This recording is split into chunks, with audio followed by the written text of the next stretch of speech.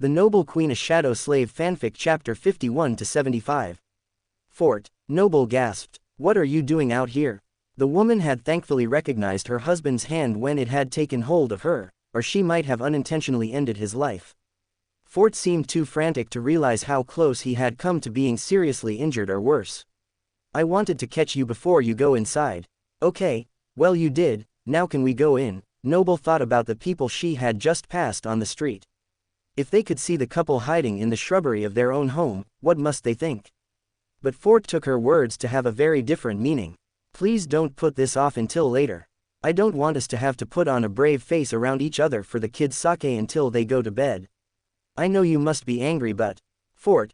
Noble tried. Please let me finish. I know you have every right to be upset. I took your father's papers without your permission. Although I had my reasons, I was wrong to do it. Even if I couldn't tell you why I needed them, I should have at least let you know they were required. I am sorry. The man took his wife's hand and kissed it gently. Noble's heart was touched by his tenderness. You didn't want me to spiral when it looked like I was recovering from my obsession with the gates. I have a bad history of being consumed, and you feared it was going to happen again. While I am upset you didn't tell me, I understand. You had my best interest at heart. I promise I did, Fort assured her. And I promise I will never keep anything like that from you again. I forgive you. Noble hugged her husband. He wrapped his arms tightly around her and lifted her into the air, or at least farther into it than usual. Noble could feel the love and relief radiating from the man holding her, which is why she was surprised when he said, "Well, this is awkward." What? The woman pulled back, nearly catching her hair on one of the tall shrubs.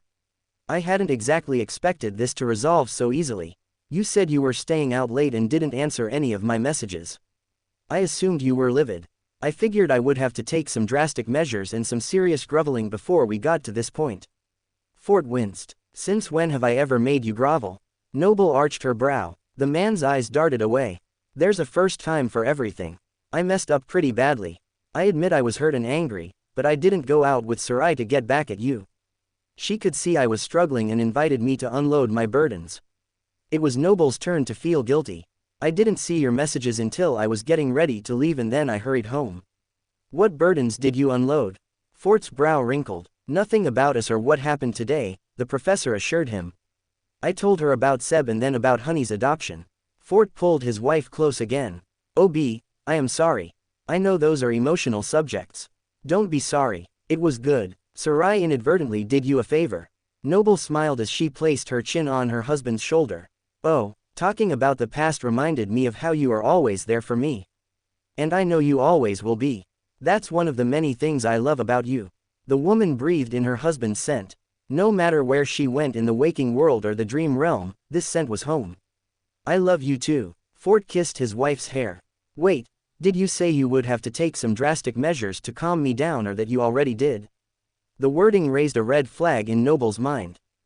Well, I suppose this would be a bad time to tell you that I bought a rather nice gift for you to make it up to you. Fort felt Noble shake her head. You know how I feel about apology gifts. All they do is remind me of the argument. Why would she want a reminder of when things were less than happy? The man seemed to understand. How about I'll give it to you tomorrow as an, I love you, gift instead? Sounds perfect, but Noble pulled a leaf out of her hair and looked around. Can we get out of the bushes? Sure. Ford led his wife back to the porch, stopping at the door. But I should let you know one more thing before we go inside. I might have invited someone to dinner. You know, as a buffer to keep things light for the evening. That was before I decided to wait for you outside. Who did you invite? The awakened noticed that Fort had not mentioned a name. Sarai had been with her. Her mother was busy all week with a project. Teacher Julius, close. Fort opened the door. In the living room, Brock and Blaze were rambunctiously tackling someone much larger than them. The table and couches were haphazardly pushed out of the way to create a makeshift arena. The rug was bunched up under the furious strugglings. Come on, Uncle Dimmy. That's not fair. Brock squealed as he was thrown to the ground. War is never fair. I am already fighting with one hand tied behind my back. The former duelist easily lifted the other child into the air and tossed him onto the couch's cushions. Noble placed her hands on her hips. Boys, what have I said about attacking guests? The twins immediately froze just as Blaze was about to leap from the couch.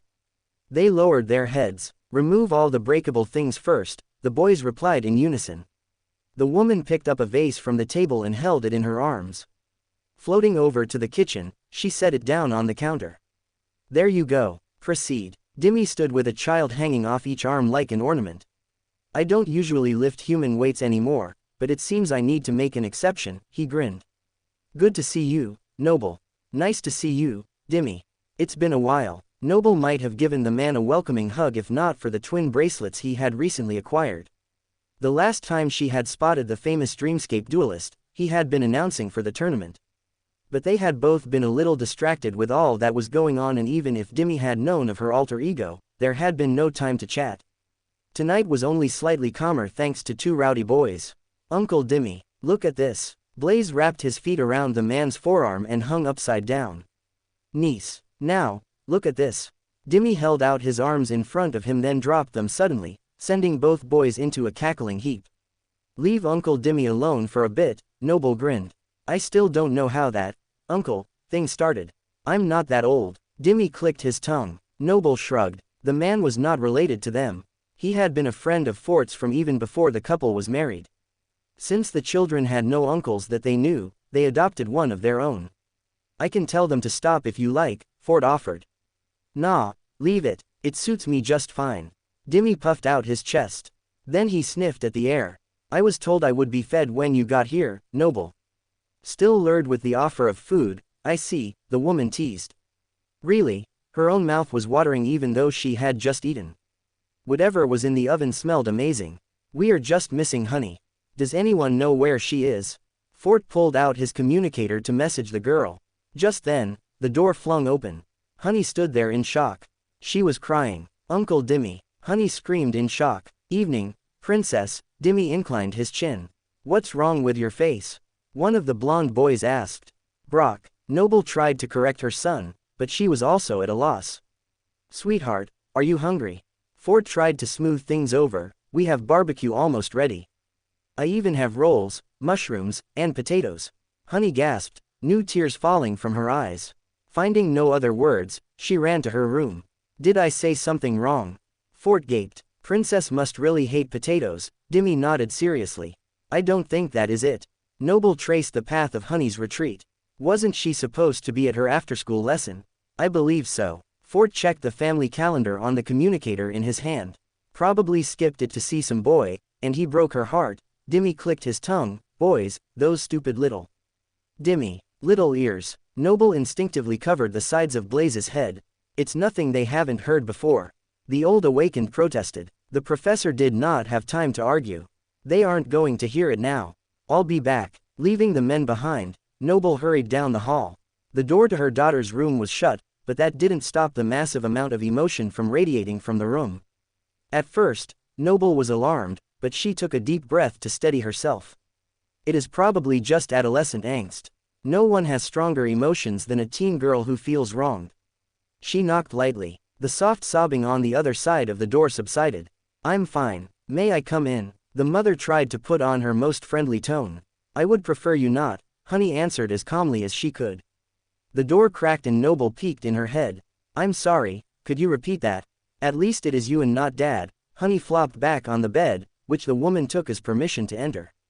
He would try to make some goofy joke to make me laugh. And you are not in the mood for joking. The professor sat on the foot of the bed and laid her hand gently on the girl's leg. Do you want to talk about it? If I say no, will you try to pry an answer out of me with your emotional prodding? Honey placed a pillow over her face. Noble arched her back indignantly. When have I ever? Don't answer that.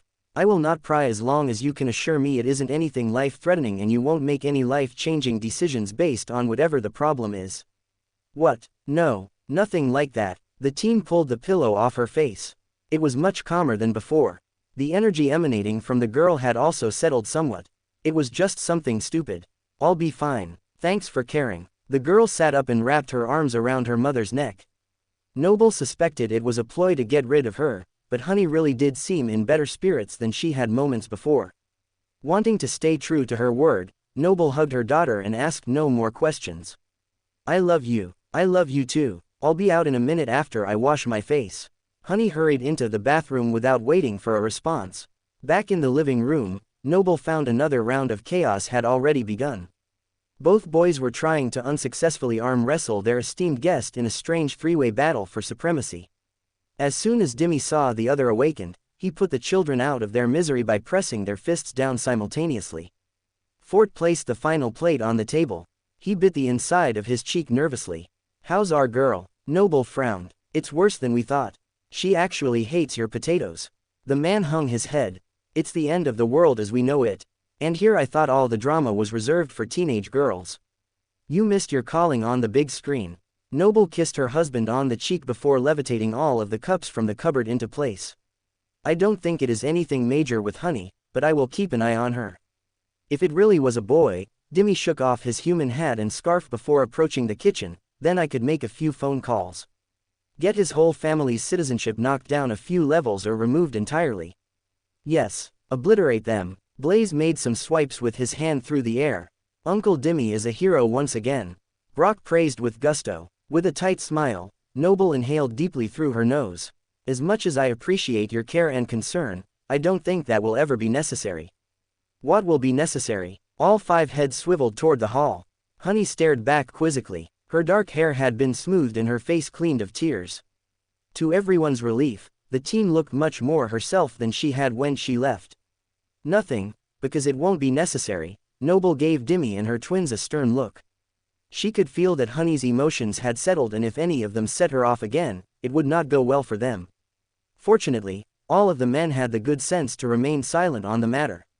"Are you ready to eat?" Fort jerked his head toward the table. "The barbecue is ready. We have made our guest wait long enough." Some hospitality. Dimmy feigned offense. "I am invited over only to be attacked by the strongest 9-year-olds in existence, then offered to spend time with my old friend and served a delicious meal. How dare you? If this keeps up, I might want to come back every day." The family and their guest all gathered around the table and sat to eat.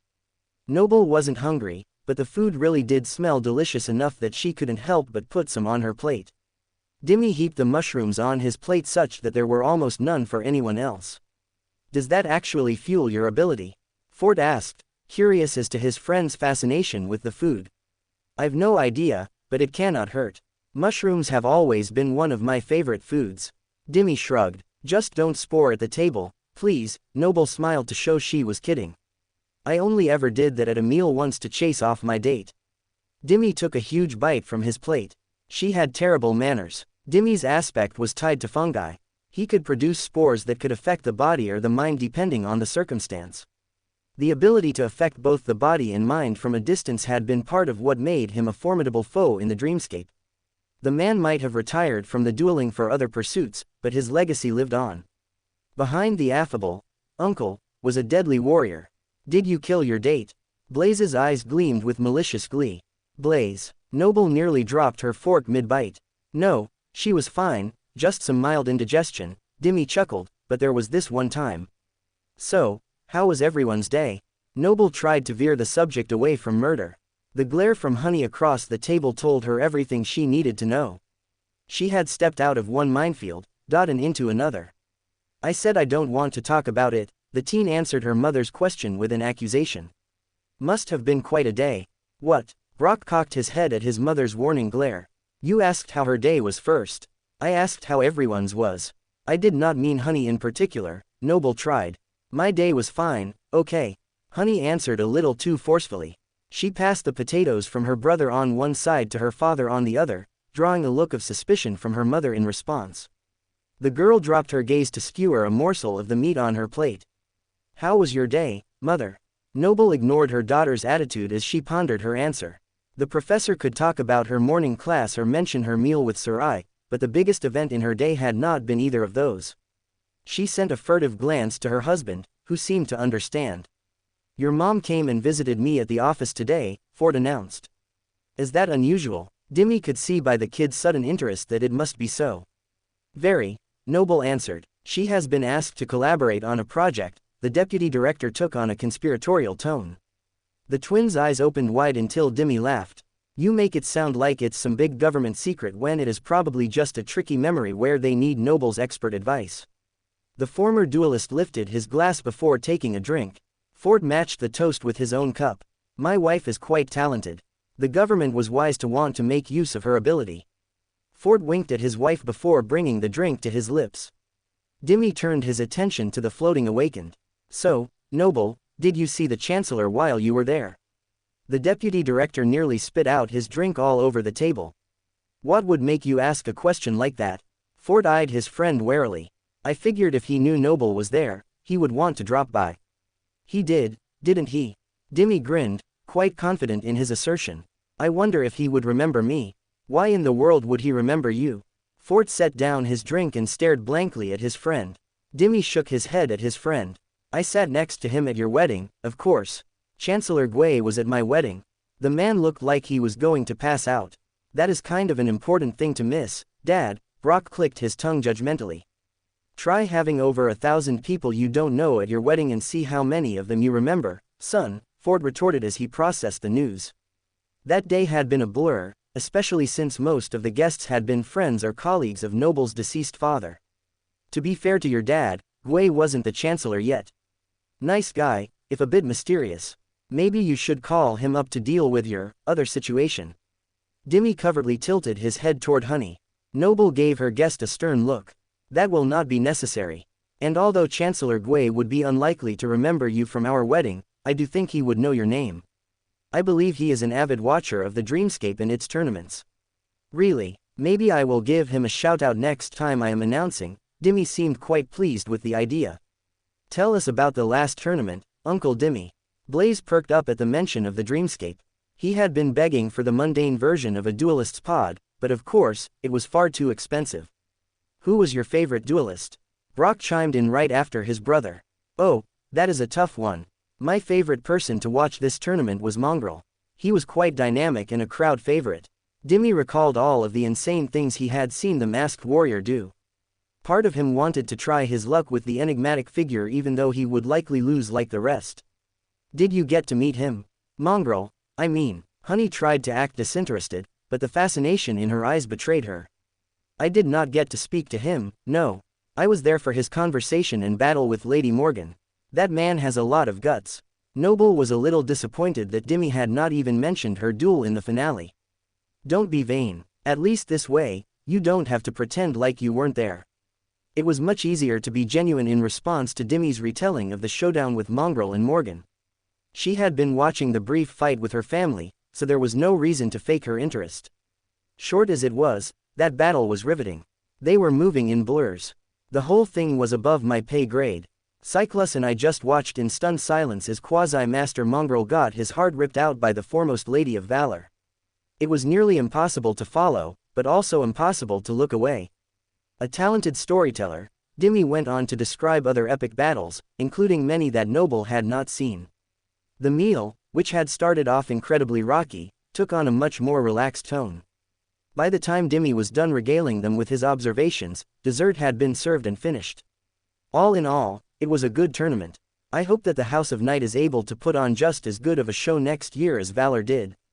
Water has so many applications, surely they will pull out all the stops to put on something spectacular. Noble hadn't really considered that if she joined the group tournament, she would be performing before the illustrious House of Night.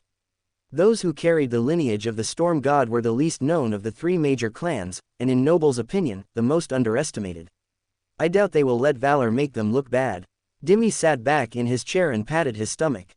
You make some good food, Fort. You should invite me over more often to enjoy it. You are welcome anytime. Noble smiled at their guest. He really had been a breath of fresh air after a trying day. Don't be too nice to me. I might never leave. In contradiction to his words, Dimmy stood. Better get going before I get tackled again. Wouldn't want to break my rule about after-dinner combat. Not after the last time. The others were not sure what the man was talking about and he thankfully did not elaborate. Instead, he pulled out his communicator and showed Noble his screen. I got these tickets as a thank you for doing the commentary at the tournament. I've no interest in going to see some pretty boys sing at screaming teenagers. The event is 2 nights from now. Do you and Honey want them? Noble looked at the tickets in disbelief. Front row seats. Hadn't she been wanting a chance to spend time with her daughter? The ticket prices these days were insane, but Dimmy was offering them for free. This was an offer too good to refuse. Thank you, Dimmy. We would love to take them off your hands, Noble smiled. Great, I'll get ownership transferred and send them on to you. The former duelist's fingers went to work. Where are we going? Honey peeked at Dimmy's communicator. Her face paled. A Nightingale concert. Isn't that wonderful? I know you have been wanting to go. Noble beamed. Oh. Honey brought her hands to her face, completely overcome. May I be excused? Don't you have anything to say to Dimmy? Fort tried to correct his daughter's manners. Thank you, Uncle Dimmy. The words were barely out of the girl's mouth before her chair scraped against the floor, and she fled the room. A muffled scream emanated from Honey's room as soon as she shut the door. The spike of emotion hit Noble like a freight train even through the walls. Thank you, Dimmy. She's excited, I think. Fort shot his wife a confused glance. She's a teenager, Dimmy responded. Don't try to understand them. Just keep them locked up until they are 30. It's not the craziest idea you've had, the deputy director chuckled. Noble's mouth hung open. Fort, what? You should hear his other ideas. Dimmy frowned. If you mean my mushroom farm, it isn't crazy. It's genius. Noble rolled her eyes. Here we go again. Lying on the couch a couple of evenings later, Ford was playing a game on his communicator when the door finally opened. Two ladies filed in, singing at the top of their lungs. You be my lullaby, and I'll be your nightingale. Shish. Ford hushed them with a soft smile. The boys have long been asleep. How was the concert? Honey's face was beaming like the sun. It was so good. Look, Gail even signed my shirt. Dimmy neglected to mention his tickets included backstage passes. The group's manager, Sam, took us back there himself, Noble added as an aside. The teen took off her jacket and let her father see the ink. He narrowed his gaze. How exactly did this, Gail, person sign this shirt? He pointed to the writing on her stomach with a frown. Relax, Dad. He wrote his name and then gave it to me. Part of the VIP treatment. Mom got one too. Honey nodded. Noble hung up her coat in the closet.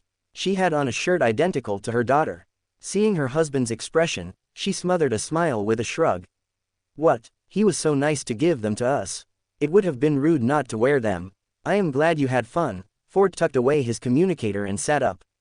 It's too bad the lead singer had to leave as soon as the concert was over. Noble sighed. I wonder if awakened Kaya is as polite in person as he seems. You know perfectly well he goes by night on stage. Honey blushed a little. And I'm sure he had a good reason for heading out. It was better this way. Oh, and here I thought you were a die-hard Night fan. Changing your allegiance, are you? Fort teased. He scooted over and patted the couch, inviting both ladies to sit. Night is the lead singer of course, but Gail is the songwriter and dancer. I could never discount his contributions to making them both look good. Honey defended herself. She plopped down in the armchair in exasperation. Both young men are very good singers. Noble took the cushion next to her husband as he looped his arm over her shoulder. Good. You said they were the best singers you've ever heard. I could barely hear their singing over your screaming some of the time. Honey jumped at the opportunity to take the attention off of her burning ears. I would hardly call what I did screaming, dear. Noble rolled her eyes. Oh really? On cue, the teen produced her communicator and leaned forward to show her father the video. On the screen, the floating awakened was cheering as both Night and Gail danced around the stage singing their iconic lyrics. In her enthusiasm, she was swept up into the crowd that rushed the stage and was pushed back by the concert's security. Noble hid her eyes, afraid of what else her daughter might have recorded. I didn't realize I married a fangirl. Fort squeezed his wife's shoulder. That is certainly a side of you I've never seen, but I want to. No, that was a one-time thing. Thousands of hormone-crazed teens and their hormone-crazed emotions were a shock to my system. It was either give in and join them or go absolutely crazy. It was the first time Noble had ever experienced anything like that. Her ability to sense others' emotions had never been quite so acute as it was at the concert. Usually, she had to fight the urge not to affect others' moods, but this time so many euphoric adolescents had been the ones to influence her. It had been fun in the moment, but now, with all the endorphins finally clearing, Noble felt her reason taking back over. Anyway, I wasn't screaming. I was calling encouragement. Noble tilted up her head defiantly. Well, you call encouragement better than any teenage girl. I've never been so proud and embarrassed all at the same time. Honey lowered her communicator as the video finished. I'm just glad they didn't bring you up on stage for that one song. Hey, that blonde stole my spot.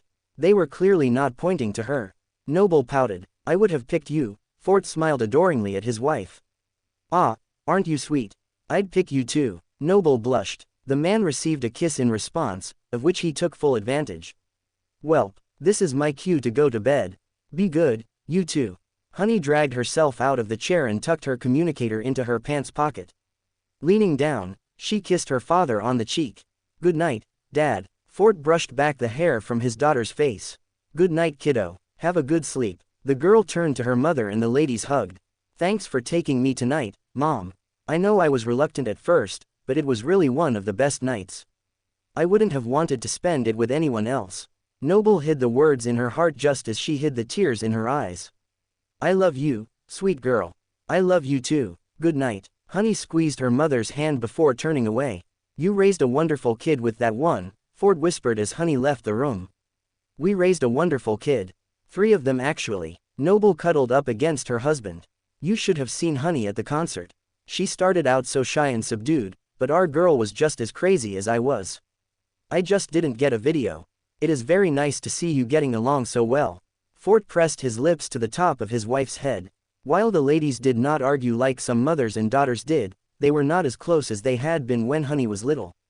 Some change in the relationship was to be expected, but Ford liked the genuine enjoyment that the pair had shown just now from their shared experience. It's a night I will always remember.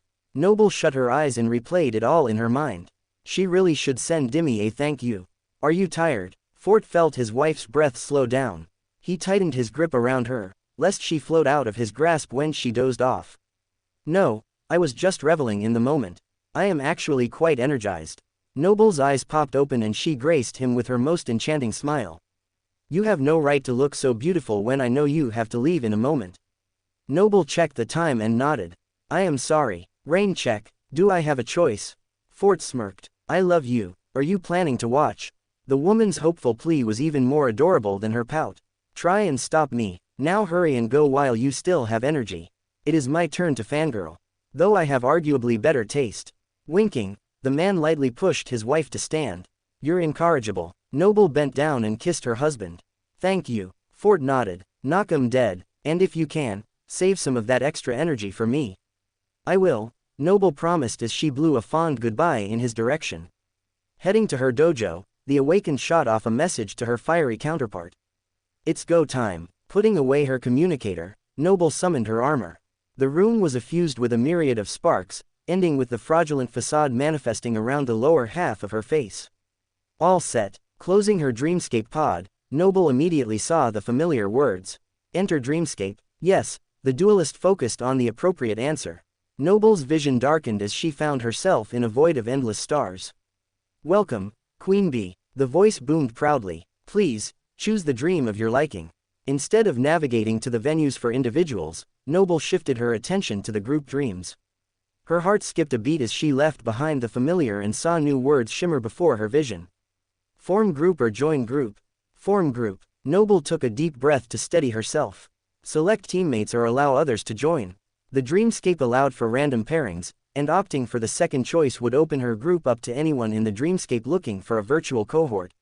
While some epic friendships in the real world had started by the luck of the draw in this virtual realm, that was not what Noble had in mind for today. Number of duelists. 2. Noble hurried through the options as fast as she could without making a mistake. The group arenas could house up to 7 members per group, but few teams usually were. Except through random draw, it was very difficult to get so many awakened coordinated enough to battle on a consistent basis. More people on a team did not mean more strength.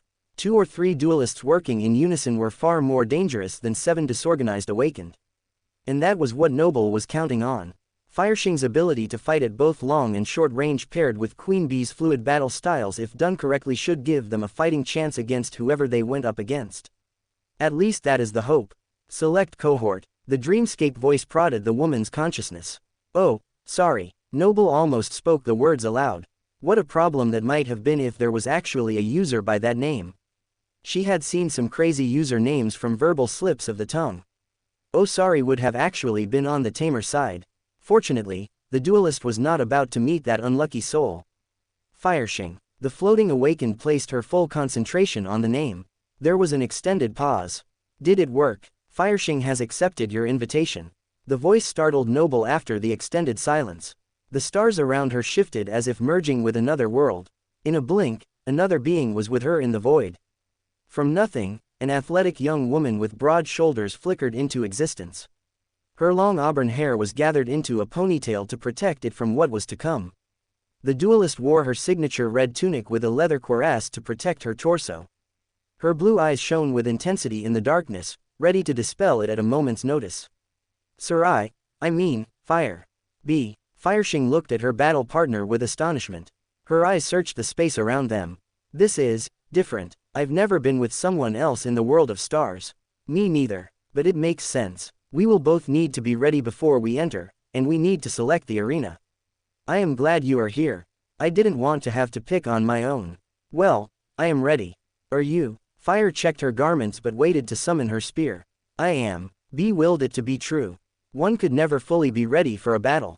Those who truly believed they were prepared had already set up a stumbling block for themselves. The best thing to do was to acknowledge she had done what she could and anticipate that something would go wrong. If it didn't, B could be pleasantly surprised. When it did, do you have Fort's gift? Fire interrupted the other's train of thought. Oh, of course, let me summon it. As promised, Fort had given his wife a rather luxurious, I love you, gift the morning after their dinner with Dimmy. B had been floored by his thoughtfulness. He could not have gotten something more perfect. The small present appeared in her hand in 2 parts. B stared at the runes with a pensive expression. The other's voice. 3 noble sisters ruled the land in their own way. When the first was called to a distant shore, the third noble girl reigned with logic while the other noble fought the voice in her head. When the sound became too much, the second noble separated herself from the voice yet found herself connected to it still. 3 sisters, quite a noble group. She looked down at her hand. 2 small pieces of metal, which were shaped like crescent moons, gleamed. One was silver with gold filigree and the other was its inverse, like 2 sides of a coin. B passed one to Fire and kept the other for herself. Each tucked the ring around the back of one ear. Can you hear me? Yes, it is working. Astonishing. These kinds of utility memories were rare. Fort had found it among the government inventory and was able to buy it from their storage.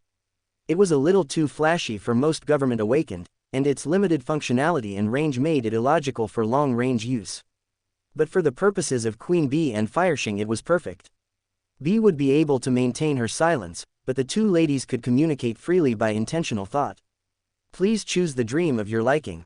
The voice of the Dreamscape called out to them, startling the ladies from their silent conversation. Had it been waiting for them? Was it listening for silence before continuing? Bee did not think so. There was likely a timer so that the combatants could converse before continuing. Which one do you want?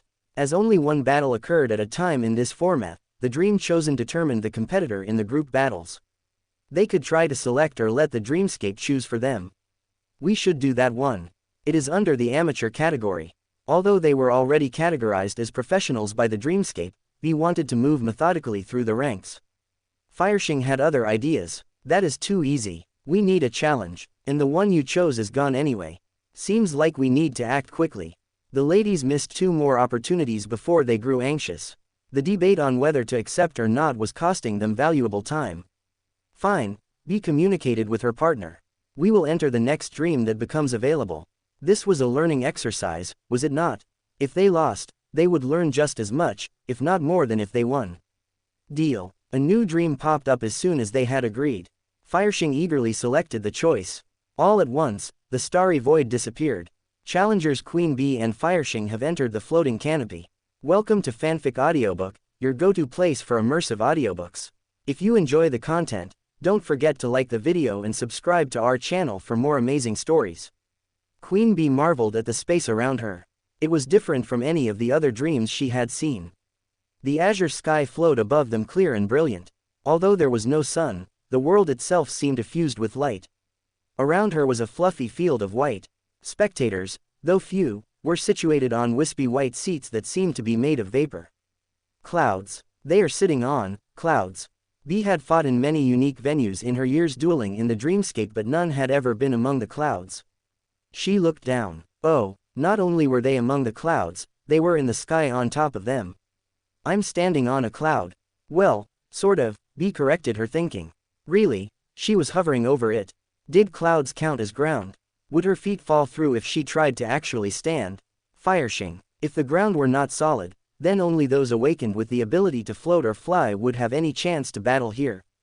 Had they, in their haste, chosen that poorly? I'm here, the auburn-haired awakened answered through their mental link. Spinning around, Bee found her friend standing on the cloud as if it were solid ground.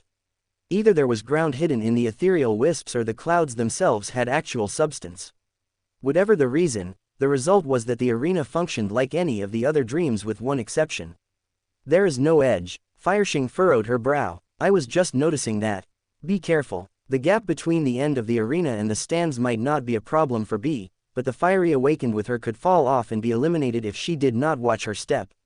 You too. Fire's kindness made Bee smile beneath the fraudulent facade. The queen's eyes danced with anticipation. She hadn't felt this kind of thrill in quite some time. Everything was new and exciting. They both had a clean slate. The victory was theirs for the taking. Then, nothing happened. Where is the other team? Fire echoed Bee's confusion. I am not sure. We must have chosen the dream first. Bee reasoned. It explained why the stadium had so few real spectators. The last battle had ended with both teams leaving. Only a few dedicated individuals were mixed in with the angelic beings perched to cheer on the group. Fire summoned her spear. The slender weapon sat comfortably in her hand. How long do you think we will have to? Dawnbreak has entered the floating canopy. The voice of the Dreamscape carried through the sky. Dawnbreak has challenged Queen Bee and Fanfiction. 4 individuals appeared in the empty space before Bee and Fire, 3 men and 1 woman. Bee studied their faces and the names over their head to see if there were any she recognized. While she only knew a few of the groups that frequented the Dreamscape, there were some that liked to dip their toes in both the group and individual competitions. Paradise in Red, Sleepless, Snowmobile and Thori. Do any of those names ring a bell for you, Fire? None enough to be helpful. Fanfiction gave a small shake of her head. The first sounds familiar, but I have nothing on the others. Bee answered. Both ladies smirked. It's time to have some fun. Fire whirled the spear around her torso as the tip began to glow. Bee summoned her estoc, allowing the unlikely end time to form into being. On the opposing team, the 3 men formed a protective wall in front of their female counterpart. The woman, Thori, allowed them to shield her. Shutting her eyes, she seemed disinterested in the whole affair.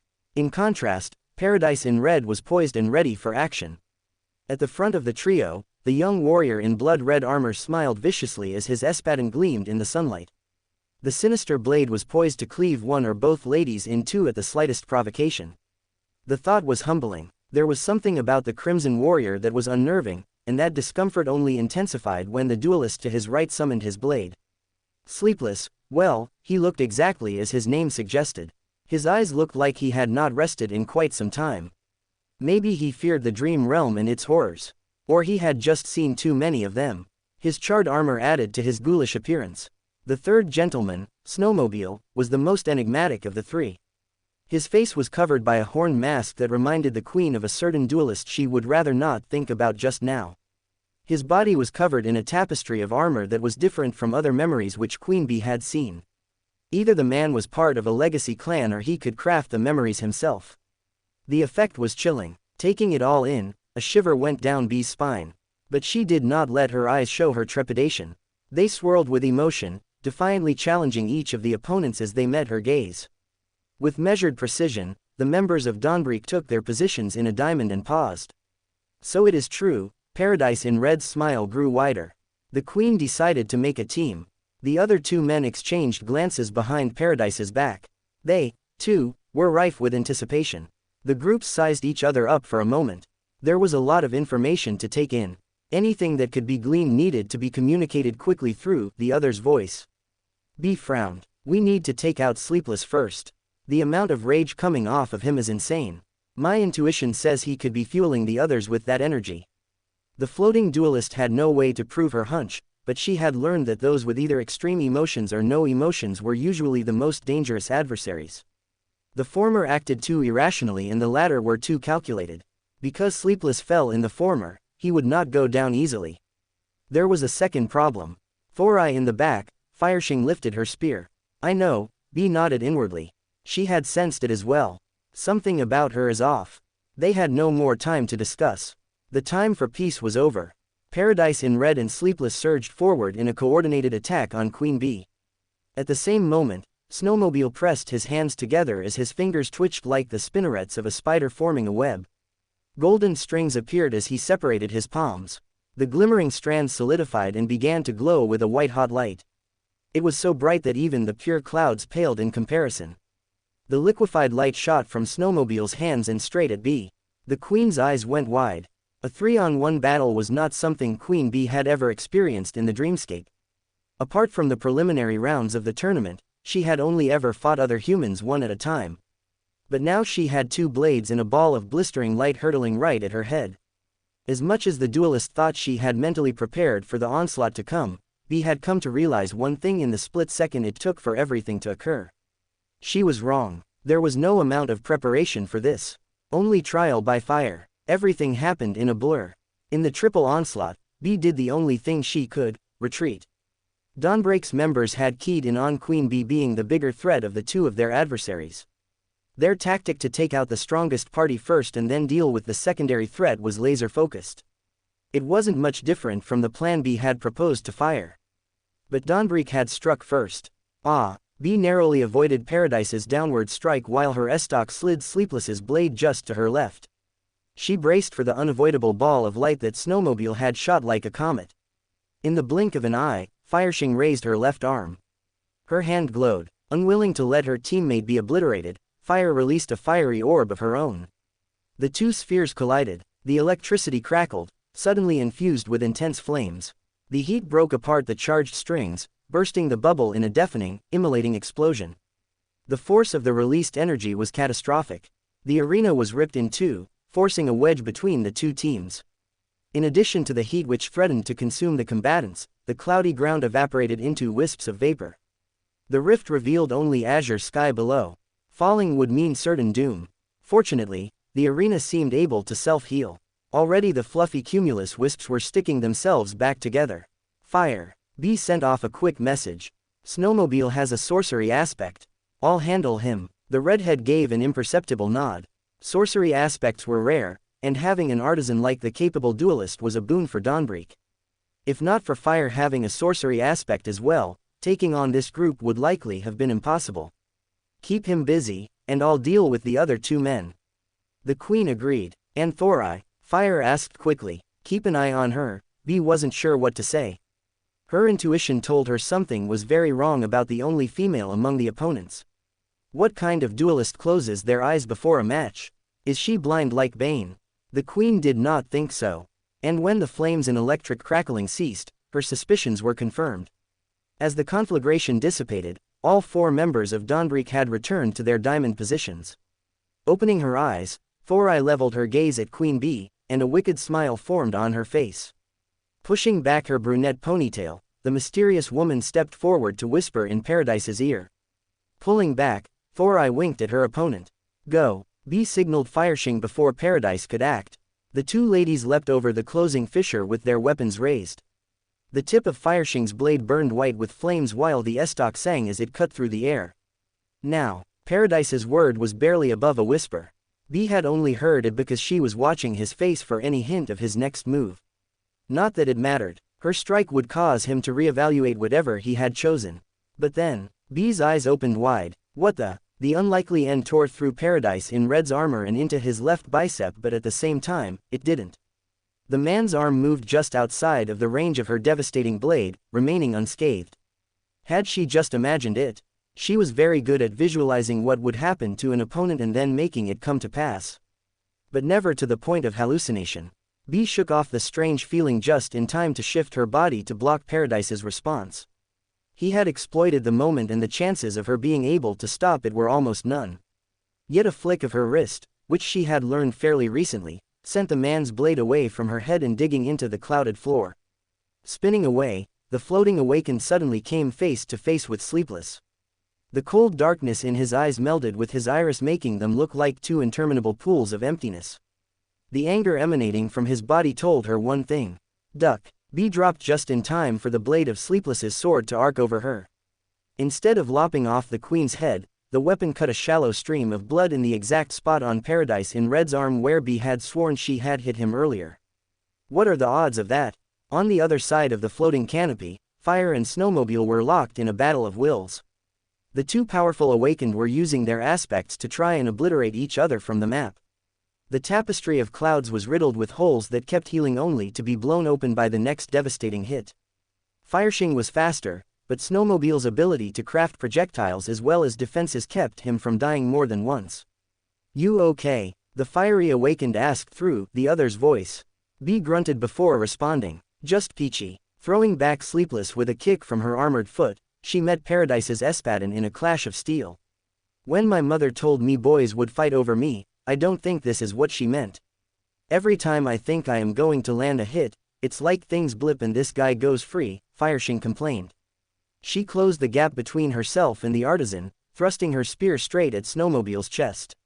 Except the space was no longer occupied by Snowmobile's chest.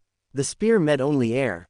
Now standing to one side, the artisan crafted another of the electrified balls of string and sent it crashing down on Fireshing's head. That kind of blow would have ended a mundane human and cooked them like a holiday goose. Thankfully, the close range of the attack meant that the ball had not been charged to its full capacity. Fireshing's pride and confidence had been hurt more than her body. How did he do that? Fire gritted her teeth in exasperation. "I'm not sure." Bee had seen Paradise speak softly again. Were his words some sort of enchantment that froze opponents in place long enough to avoid the blow? It was certainly possible. If that were the case, then Queen Bee needed to do something to silence him. The rules of the Dreamscape only allowed one offensive weapon per combatant at a time. Although a sword and shield could be wielded in tandem, two disparate memories like a spear and a sword could not be used simultaneously. So if Bee wanted to use a long-range memory to limit Paradise in red, she would have to dismiss her S-stock. That would take precious seconds and probably her life. The floating duelist would have to find another way. Sleepless made 3 quick strikes, pulling Bee from her musings in order to keep him from landing his blade against her body. The dark-eyed duelist was formidable. His brawn and pure power were enough to bring even seasoned awakened to their knees. The third hit was enough to cause the queen's toes to brush against the cloud-like floor. She hissed in pain. Answers that question. The clouds do constitute Earth in this case. Bee fought against the wave of nausea. For a moment, she allowed Sleepless's anger to fill her. The immense emotion threatened to take her over, but fury was better than pain. Giving into the debilitating torment of her flaw would end in disaster, but letting Sleepless's passion fuel her, she found a way to channel the energy. With the man's unknowing assistance, Bee overcame the gnawing pain and pushed through. "Arg, all right, enough is enough." Bee's eyes lit with an ethereal glow. She knew what she needed to do. Adjusting her distance with the ground about a millimeter, the queen raised her S-stock. Sleepless was about to get his first real taste of the unlikely end. Queen Bee might have felt overwhelmed by her first duel in a group setting, but that did not render her helpless. Though very different, many of the principles of battle still applied. The floating duelist had retreated under the first onslaught, but that interchange had given her a lot of information. It had told her that Sleepless and Paradise had not been fighting for very long together. If they had, the enraged Sleepless would have aimed in such a way that his teammate would never have been hit by friendly fire. That was a weakness she intended to exploit. As Fireshing and Snowmobile continued their catastrophic mayhem, Bee began to form an idea. "Fire, I need your help. I'm a little occupied." Fireshing's eyes widened as Snowmobile sent a new form of energy her way. It was blue and sizzled like acid while it ate through the billowing floor. The hem of her tunic became riddled with holes from the splash against the ground. "I know," Bee bit her lip. "But can you be occupied a little to your left?" When the fiery awakened did not immediately respond, Bee assumed her teammate would try her best.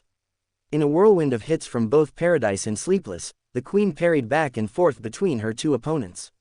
It was an intricate dance, but one that would end the woman if either of her dance partners were allowed to lead. The two men attempted to surround her, but no matter how hard they tried, the queen refused to be cornered. She slipped out of their grasp, stinging each of them in turn with the tip of her blade. Bee hesitated to dig her blade too deep into either of them just yet. For one, it would make an opening for the other to strike. And secondly, she was testing a theory that she had noticed the third time Paradise had used his voice to undo a severe blow. It was strange. The young man did not stop every hit from landing. Only the most catastrophic injuries were reversed the moment they occurred. It is like he knows how bad something is going to be beforehand, pushing her mental and physical capacity to the limit. Be prepared for the moment of truth. The battle was becoming more heated by the second, and not just because fire was lighting the cloudy world with her flames. Any moment, Bee's defenses would break and either Sleepless or Paradise in Red would take the opportunity to cut her down. So she would have to cut them down first. The warrior in Red's espadon moved sideways with frightening speed. His diagonal angle meant that ducking was out of the question, which was exactly what the floating awakened had hoped for. She pretended to leap, letting the large sword whoosh below her feet.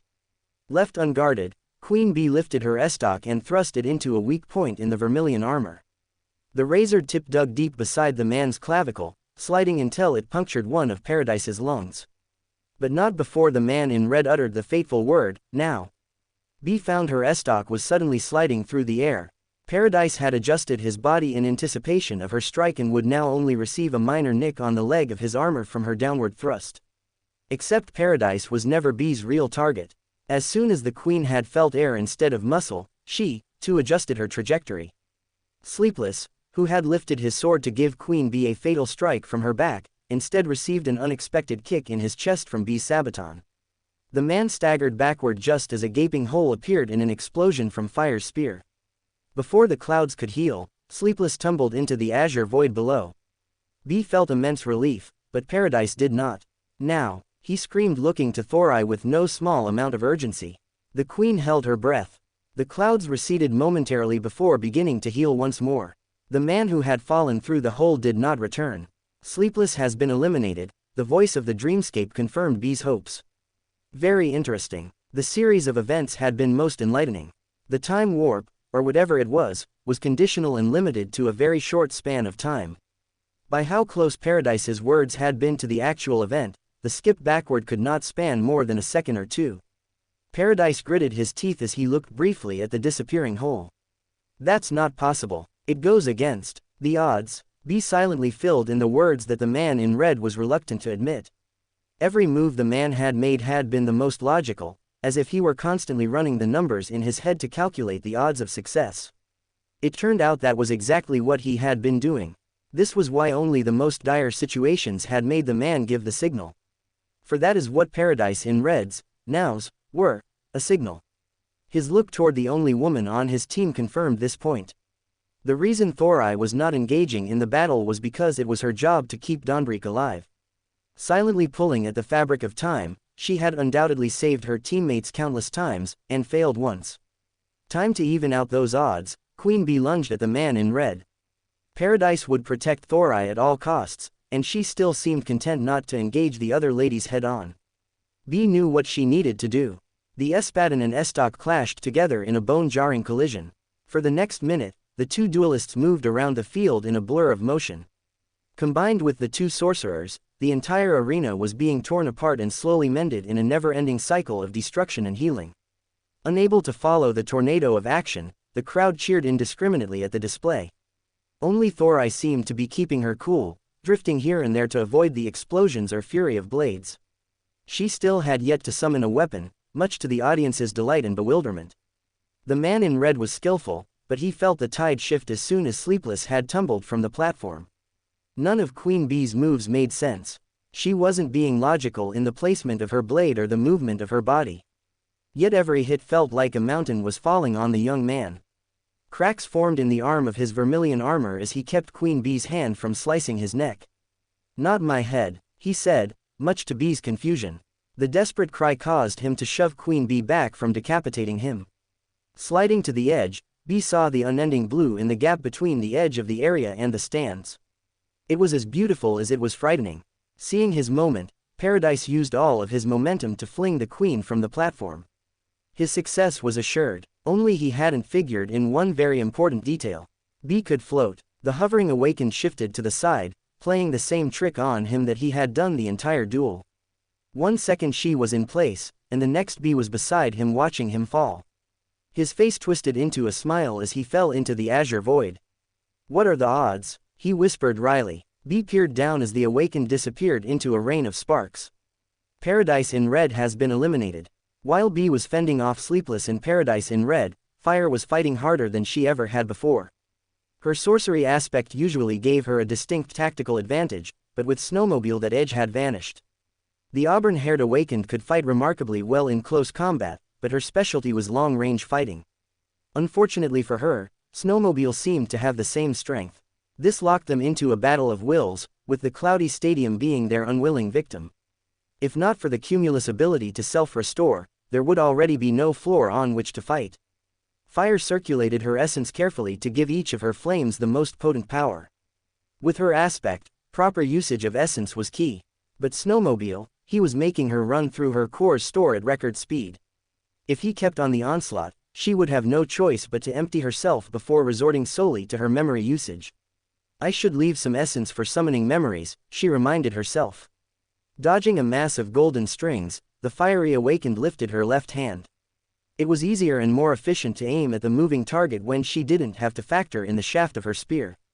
The aching ember could enhance her range and power, but that was not needed for this battle. Speed was paramount. Keeping her weapon at the ready in her other palm, Fireshing released the most massive burst she had ever attempted. It was possibly too big. No, it was perfect.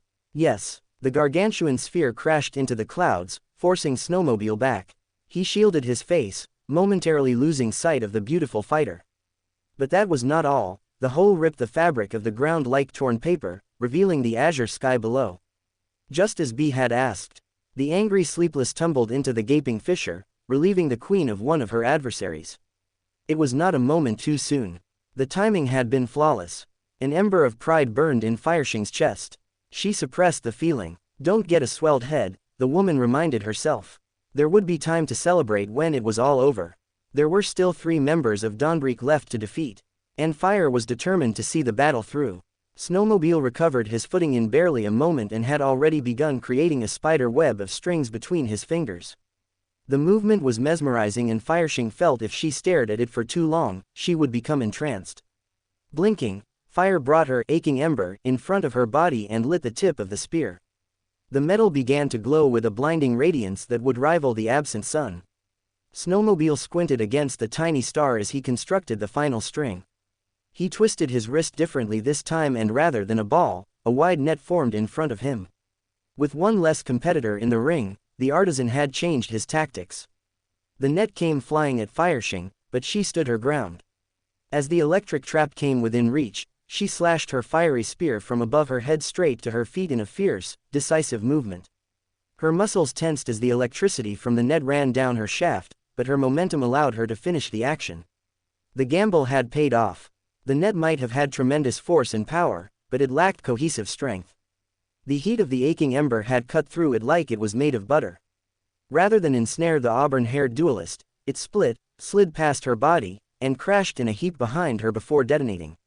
Impressive, Snowmobile nodded in deference, perhaps even approval. Fire was not fooled. Whether or not his feeling was genuine, the artisan wanted to defeat her. Snowmobile was stalling for time. The man tugged at the leather belt of his elegant armor. As Fire sent another cataclysmic ball at her opponent, the thin strap wrapped around Snowmobile's arm. The buckle covered his palm and grew until it reached the size of a saucer-shaped buckler. It all happened in a split second. The fire consumed the shield and its wielder for a moment, making the artisan look like a human candle. Fire almost felt bad for the man covered in her flames. But Snowmobile flicked the buckler to one side, blowing out the conflagration in a small burst of wind. How? The next instant a dozen small charges like darts came flying at her body. Unable to avoid them all, Fireshing was hit in the right thigh and left ankle. While the one on her thigh was absorbed by her cuirass, the one on her ankle forced her to one knee. That stings. Although it was a glancing blow, the charred flesh caused searing pain to shoot up her leg. If it had been a direct hit, Fireshing had no doubt that her foot would no longer be attached to her leg. Using her spear, the fiery awakened rose to her feet and pursed her lips. So much for long range. I have to switch things up.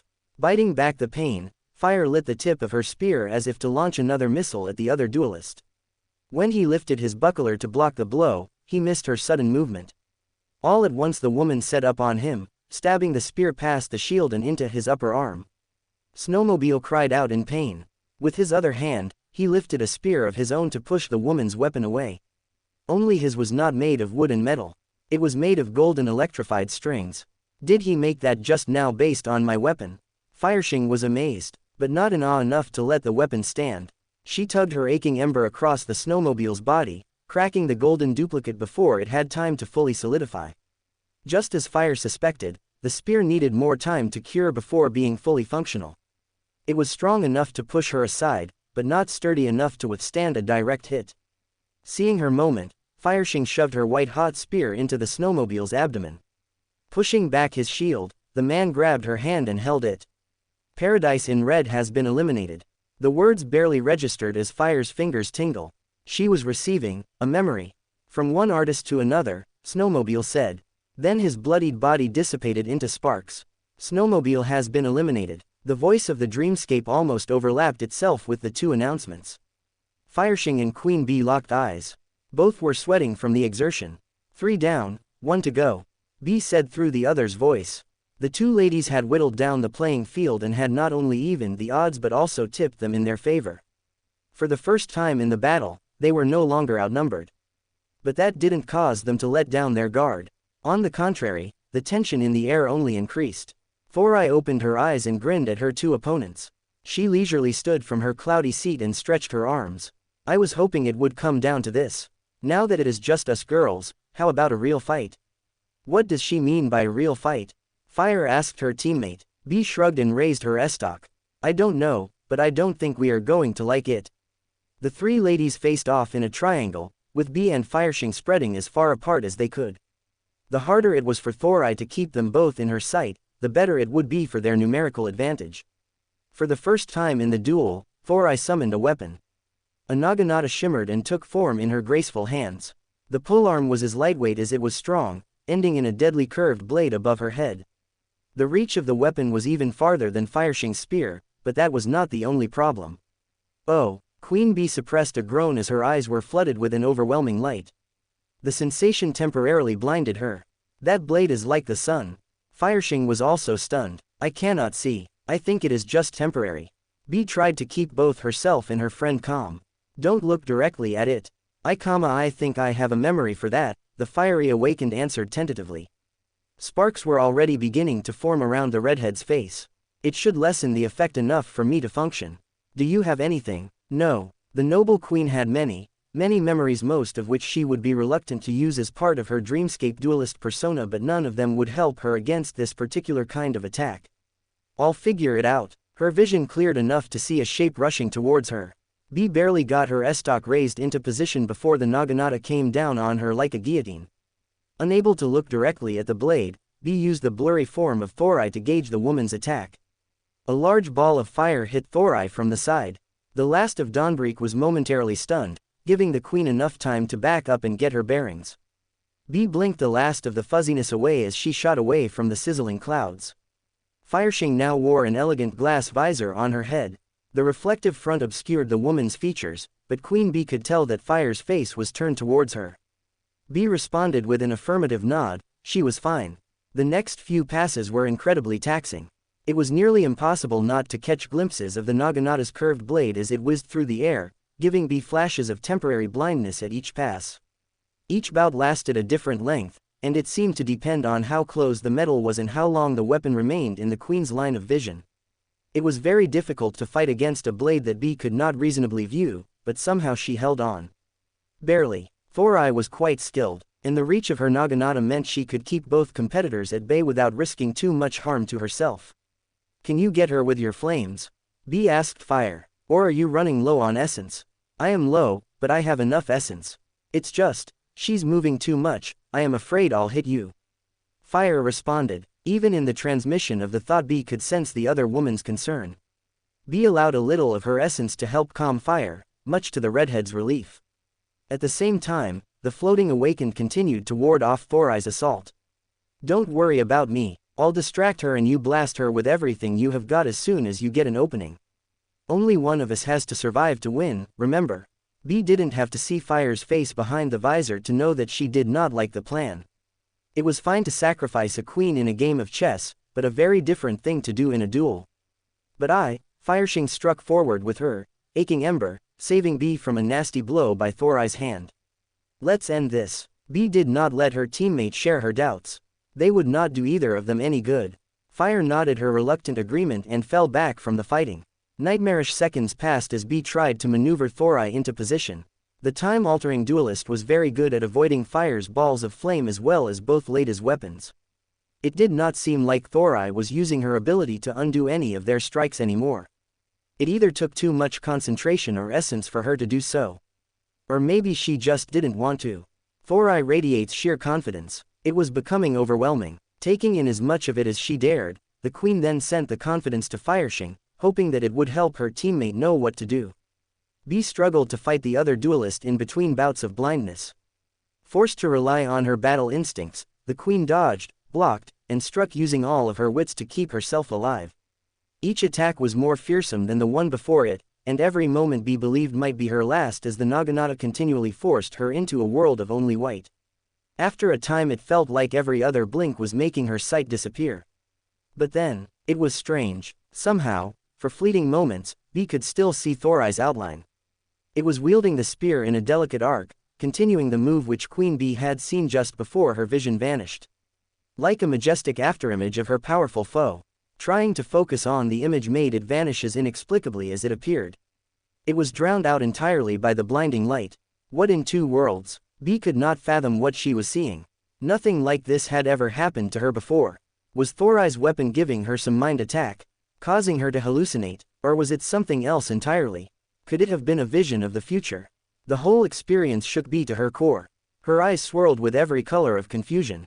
In her panic, she missed her stroke to block the next attack. Arg! Bee screamed in her head. It was not a vision of the future. Intense pain racked Bee's body as Thorai's Naginata sliced between two plates in her armor, nearly cleaving her left leg clean off. If Bee had needed her leg to walk, she would have crumpled to the ground. Instead, it hung limply as she held it and worked to get away from Thorai's long reach. It would only take one more of those catastrophic strokes to completely sever the queen's leg from her body. It would be impossible to hide her hovering nature without pretending to limp. Though, if Bee had to guess, Thorai would take her opportunity to strike at a different target, either Bee's torso or head. I need to get back. Bee's eyes opened just in time to see the Naginata come within a hair's breadth of her fraudulent facade. The move had nearly unmasked the queen. More than that, the up-close look at the blade had been like looking directly at the sun. It was worse than being enveloped in darkness and just as blinding. Afraid of having her mask torn off by the next blow, Bee turned away. The queen gasped. Like a ghost, another afterimage of Thorai invaded her consciousness. It brimmed with the characteristic confidence that the Might Warrior had shown the entire duel. The strange part, the image was somehow behind her. How is that possible? Rather than dwell on the why of the revelation, Bee embraced the information. Reversing her S-stock, she focused on releasing her unlikely end at just the right moment. Now, with all her energy, Bee bent her working knee and thrust her sword from her grasp. It went flying behind the queen, stopping its singing slice a moment later. Thorai grunted. The confidence of the time-twisting awakened suddenly dwindled. It was replaced by pain. Bee had hit her mark. A second source of confidence brimmed nearby. Fire. Bee suppressed her scream even as the word passed through the other's voice. Except the queen wasn't crying out to her friend. She was reacting to the environment in which she suddenly found herself. All around her was fire. Hot, immolating flames. Fireshing had used all she had in one final, all-out attack. The baker had lit the furnace. Bee and Thorai were the bread. Horrified, the queen felt the unimaginable pain of being burned alive. Blazing bees. Thorai has been eliminated. The queen could barely process the words. Dawnbreak has been defeated. Queen Bee and Fireshing have won. Queen Bee. Fire spoke audibly, but Bee could not respond. She was thankful to be pulled from the dream and back into the starry void. And even more thankful that Fireshing was still there with her. You are burned. Fire whimpered. Oh, so that's the pain, Bee tried to joke. She batted at her hair, which was still smoking. I should know it. It isn't the first time I've been burned alive. Already the searing agony was subsiding. Being in the void was like a reset for the duelists, but it took a few long seconds for the full effect to be felt. Until then, Queen Bee would have to suffer. The feeling of being burned alive came second only to the pain caused by her flaw. Touching the ground ripped at the fabric of her soul. Still, her charred flesh inflicted hideous pain. The experience was not something she ever wanted to repeat. I'm sorry. Fireshing hung her head. Bee dismissed her S-stock and patted her friend on the shoulder. I know you didn't want to. I will be fine. We need to find you a fire-resistant charm, Fireshing made a mental note. After that battle, I need a lot of things. Queen Bee had a list of her own. Some of them would take time to acquire if she could get them at all. How is your thigh? I got you good, didn't she? The fiery awakened recalled the strike with a wince. She did. Nearly cleaved my leg from my body with a single stroke. That woman was impressive. Bee needed to give credit where it was due. They all were. You seemed distracted there at the end. Were you just blinded? Fireshing was relieved to see Bee's hair regrowing from charred bits into its long chestnut locks. I was blinded, but then, something happened. I don't want to talk about it here. The queen couldn't shake the feeling that something else was listening in the star-filled void. Fair enough. Fire dismissed her spear and wiped her brow. Either way, that was close. Too close, the floating duelist added, feeling suddenly winded at the thought. We need more practice. Agreed. I don't suppose you want to go again. Fire was not surprised by Bee's negative gesture. I promised that I would only do one today. Someone is already waiting to celebrate our victory. Bee smiled as she thought of her husband, and I need some time to process what just happened. Fire blew out her cheeks. I need a bit of time to recover as well. That was very emotional for me. Should I not have given you that confidence? Bees furrowed her brow. No, that was perfect. I needed the extra push. And you did it lightly enough that I could have rejected it easily. Thank you. I am only realizing now how tired I am. Fire wished she had something to lean on in the darkness around them. Her essence was all but gone. Rest all you need. I know I won't be sleeping tonight. I need to watch the battle and see what exactly happened and what I can do better. Bee knew there were many areas for her to improve. While some things were learned through trial and error, others needed to be carefully studied. The art of combat fell squarely in both camps. Do you think you will be able to find the replay easily? Fireshing cocked her head in innocent wonder, making Bee laugh genuinely. I am pretty sure I can find at least one stream of it. You know how you thought you were somewhat famous before? The queen's eyes flashed with amusement. You haven't seen anything yet. Mark my words. Everyone will know your name in the morning. You think so? Fireshing seemed genuinely puzzled by her friend's words. I don't think I did anything special. Are you kidding? You just held your own fighting by my side against a team twice our size. I only got to see parts of your handiwork, but I was very impressed. Queen Bee was genuine in her praise. The younger woman had exceeded the more experienced competitor's expectations. The battle had not gone perfectly, but Fire had been an integral part of the team's success. Thank you, Fire blushed. Snowmobile was impressed as well. He gave me a memory. What? Bee was genuinely shocked. That's amazing. You'll have to tell me about it another time. She switched to talking through the other's voice. Maybe in a week or two, you can bring it by for me to look at in my office. Sounds good. Fire nodded. Bee smiled at her friend before furrowing her brow. Did we move to silent communication just for that, or is there something else? Fire felt a flicker of worry light in her. Bee shrugged. The Dreamscape has been oddly silent. I was just wondering if it was waiting for us to be key. Congratulations Queen Bee and Fireshing on your victory. Would you like to name this team? The voice of the Dreamscape's sudden and enthusiastic appearance startled both ladies. It does listen. Bee pursed her lips. The Dreamscape was a facsimile of the spell. It must have had some rule in teams to wait for silence before continuing its protocol. The alternative was that someone, possibly the saint who created the Dreamscape, was listening to their conversation personally. The thought chilled her, causing Bee to shiver a second time. Would you like to name this team? The Dreamscape repeated its question. Naming a team meant that the Dreamscape would keep track of the wins and losses and allow either of them to select the group in the future. Yes, Fireshing answered quickly. Select name. You can do the honors. What do you want to name us? Bee asked, careful not to speak aloud. The pair had discussed many options but had never settled on a final decision. Really, I can pick anything. Fire was giddy with excitement. The queen nodded. What will it be? Honey Trap, Foresters, Royal Fire, the Blazing Bees, the redhead announced proudly. Bee's jaw nearly dropped to the floor. The Blazing Bees have been added to the team register.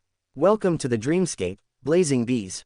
The triumphant voice announced. Really? You had to choose the words, I silently screamed while being cooked like a sausage bun. Bee rubbed her forehead as her shoulders silently bounced with laughter. Fireshing grinned. It was an inspired name and also an homage to our first battle together. All in all, a perfect choice. If you say so. Bee had to admit the name was growing on her. And it made Fire happy, which was a definite plus. It fit their combined personalities better than any other name they had previously discussed.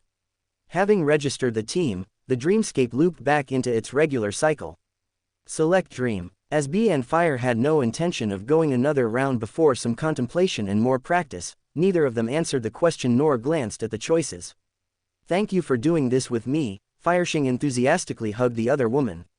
Thankfully her wounds had already disappeared, so the kind gesture filled Bee with warmth. She returned her friend's embrace. Don't mention it. In fact, I should be the one thanking you. Despite the mayhem, Bee had really enjoyed herself. The match had reminded her of her first days when she was just starting out. The learning curve was steep, but the adrenaline from the win would likely last her for days. After a final farewell, Bee dismissed the other's voice, and then both she and Fireshing dismissed themselves. The void of stars was left empty, waiting for the next challenger. It turned out even Noble couldn't have anticipated the splash that her group appearance would make.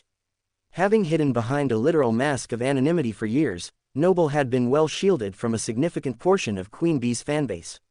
With the introduction of Fireshing, that wall was shattered.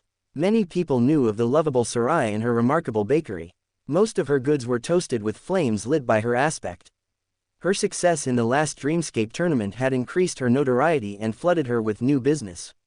But now she was the only known link to the Queen of the Dreamscape. Not only that, she was the only duelist to ever fight alongside the enigmatic powerhouse. The fiery woman's performance had turned more than a few heads. Fireshing's fame soared. People poured in from all over the city to Sarai's bakery hoping to get an autograph and ask their burning questions. Reporters followed the woman wherever she went, to the point that her sister Saf would pose as her to take them off the scent. The response was so overwhelming that the two women decided it was not wise to meet and practice as they originally planned. The only place they were safe to meet and discuss any kind of strategy was inside the Dreamscape. So instead of practicing in the safety of Noble's dojo or at the academy, the pair endured trial by fire. But they persevered. Each duel brought them nearer to working completely in unison. Each injury or close call taught them a new lesson to study afterward. Each victory, rather than filling them with pride, motivated them to seek a more decisive win the next time. And every loss, well, in a month of battles there were none. After their first battle, Queen Bee and Fireshing were much more careful about their selection process. While it was not a guarantee of victory, it did keep them from getting matched with a cohort of 7 players, the maximum, as well as give them some idea of whom they were up against when they entered a dream. When it was all said and done, the Blazing Bees had more than 30 victories for 3 weeks' worth of work. Between having to visit the actual dream realm and studying past mistakes, this was all the team had been able to compete. Really, it was a respectable number. Especially while having 2 jobs and a family, Bee scoffed lightly. Professor Noble, ah yes, Noble winced. Her thoughts had pulled her away from her classroom full of students and the query that had just been made. Could you repeat your question? Noble looked at the young man in the front row. I guess, memory synergies might not be the right term. What I mean is, how can I make sure my memory usage is efficient? Hamish tried to reframe his thought. The professor considered his words for a moment. That is something most awakened take a lifetime to perfect. Practice with your memories. Know their strengths and limitations. This gets harder as you get more of them, but for now, know each memory inside and out. Then when a nightmare creature bears down upon you, your response on what and how to use your assets will be automatic. Understood, Hamish answered, though Noble could sense his hesitation. So you are saying the key to efficiency is fast thinking. Your mind is your most valuable weapon. It is a tool that, when used well, can take the place of lackluster armor or charms. Expand your knowledge in depth and breadth. Being well armed mentally will help you be efficient in almost any area, not just memory usage. Yes, ma'am. With his comment, the curious student seemed to have fallen deep into a train of thought. Perhaps he was already practicing what he had just learned. As no one else was raising their hand and Noble had no more wisdom to impart, the professor gave a decisive nod. That's all for today. You still have 8 weeks before the solstice, but that time will evaporate, trust me. Use it wisely. You cannot retrieve it once it is gone. Well, most people can't. Noble mentally amended her statement. She thought of Thorai and her time-snatching ability. Would that kind of privilege be a boon or a burden? Both, probably. I'll be gone this afternoon as usual, Noble said as the students began filing out of the room. If you need to use the memory chamber or need any other assistance, B2 should be able to assist you. If not, a message will be taken down for me to look at in the morning. Noble went to organize the printouts from the memories she had gathered that morning.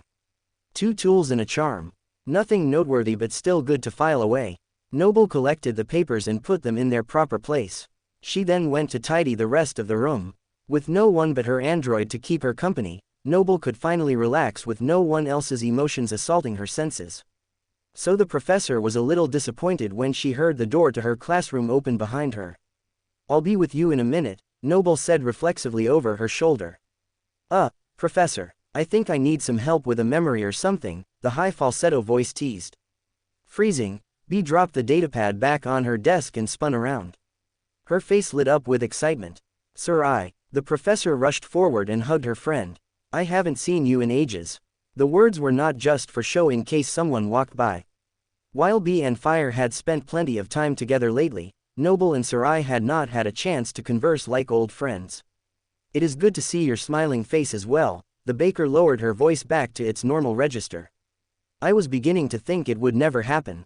"Why, were you followed? I'll take care of them." The professor suddenly felt like a mother bear ready to protect her cubs.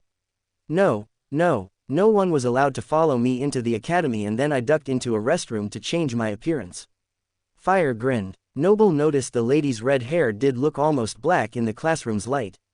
She also held glasses in her hand, which she must have been wearing in the hall. "Don't worry too much. Saf is going to pass by the front of the academy in a few minutes to distract anyone still sniffing around." Fire flipped her hair behind her shoulder as if brushing away the press. "Your sister is very kind." Noble breathed a small sigh of relief before releasing an excited squeal. "I'm so very glad to see you. I have a couple of hours before I need to check in downtown. Would you like to catch an early lunch?" Sarai asked. "Yes, please, if you think you can manage it without getting swarmed." Noble smirked at her bee pun. "I think we will be safe." "All right, but first," the professor looked at her friend expectantly. "What?" Sarai pulled her lips to one side in confusion. "That memory you wanted me to look at. Cough it up." Noble's eyes shone with childish glee. "Oh yes, I almost forgot." Sarai nodded. "Look at this." A moment later a rain of sparks filled the air. Noble had not forgotten the memory which Snowmobile had gifted to Fireshing. It was a very curious event and quite an uncommon occurrence as far as the professor knew. The look of anticipation on the redhead's face told Noble this object was something special. When the sparks faded, the professor could understand her enthusiasm. It was beautiful. Sarai held out the tapestry in both hands for her friend to view. The interlocking colors of the cloth seemed to move in and out of one another in an endless maze of color. It was mesmerizing, and familiar. "It looks like the armor Snowmobile was wearing." Noble moved closer to the weave to examine it. Sarai nodded. I am pretty sure he made it." Squinting, the professor saw golden threads shimmering through the cloth. She remembered the strands that Snowmobile had used to fight. "I would tend to agree." Noble leaned back and went to her datapad. "But I would like more information. That is, if I may." Of course, Sarai would be lying if she said that she didn't want to see what Noble's machine could do. And if it shed more light on her memory in the process, then that was an extra boon. Nodding, Noble set her AI to work. Sarai remained still as the large cloth was scanned and evaluated. The synthetic papers poured onto Noble's desk, and she picked up the first page with a smile. "Let's see here. Well, you are right about it being man-made. A very unique signature on this too. It is almost like he signed it." Noble wondered if the man might be from Clan Valor. Their craftsmen were beyond compare. This memory certainly seemed to contend with them. Running her eyes across the page, Noble's mouth curved into a grin. "Is there anything you want to tell me?" Fire blushed. "Exactly how much can you see?" Together, they looked at the memory and its information. Memory name, Mindweaver's Tapestry. Memory rank, Ascended. Memory tier, V. Memory type, Tool. Memory description, a mesmerizing, intricate tapestry woven from threads that seem to shimmer with a life of their own. Each thread in the tapestry represents a strand of thought, showcasing the complexity and interconnectedness of the mental landscape. A parting gift from an admirer. An admirer? Noble teased. "It seems so." Sarai arched her brow. "It's certainly better than that one gift you got." Other than prizes from tournaments, Noble had only received a memory once in the Dreamscape. A crazed fan, with more money than sense, had jumped from the stands and gifted her a miniature figure of themselves.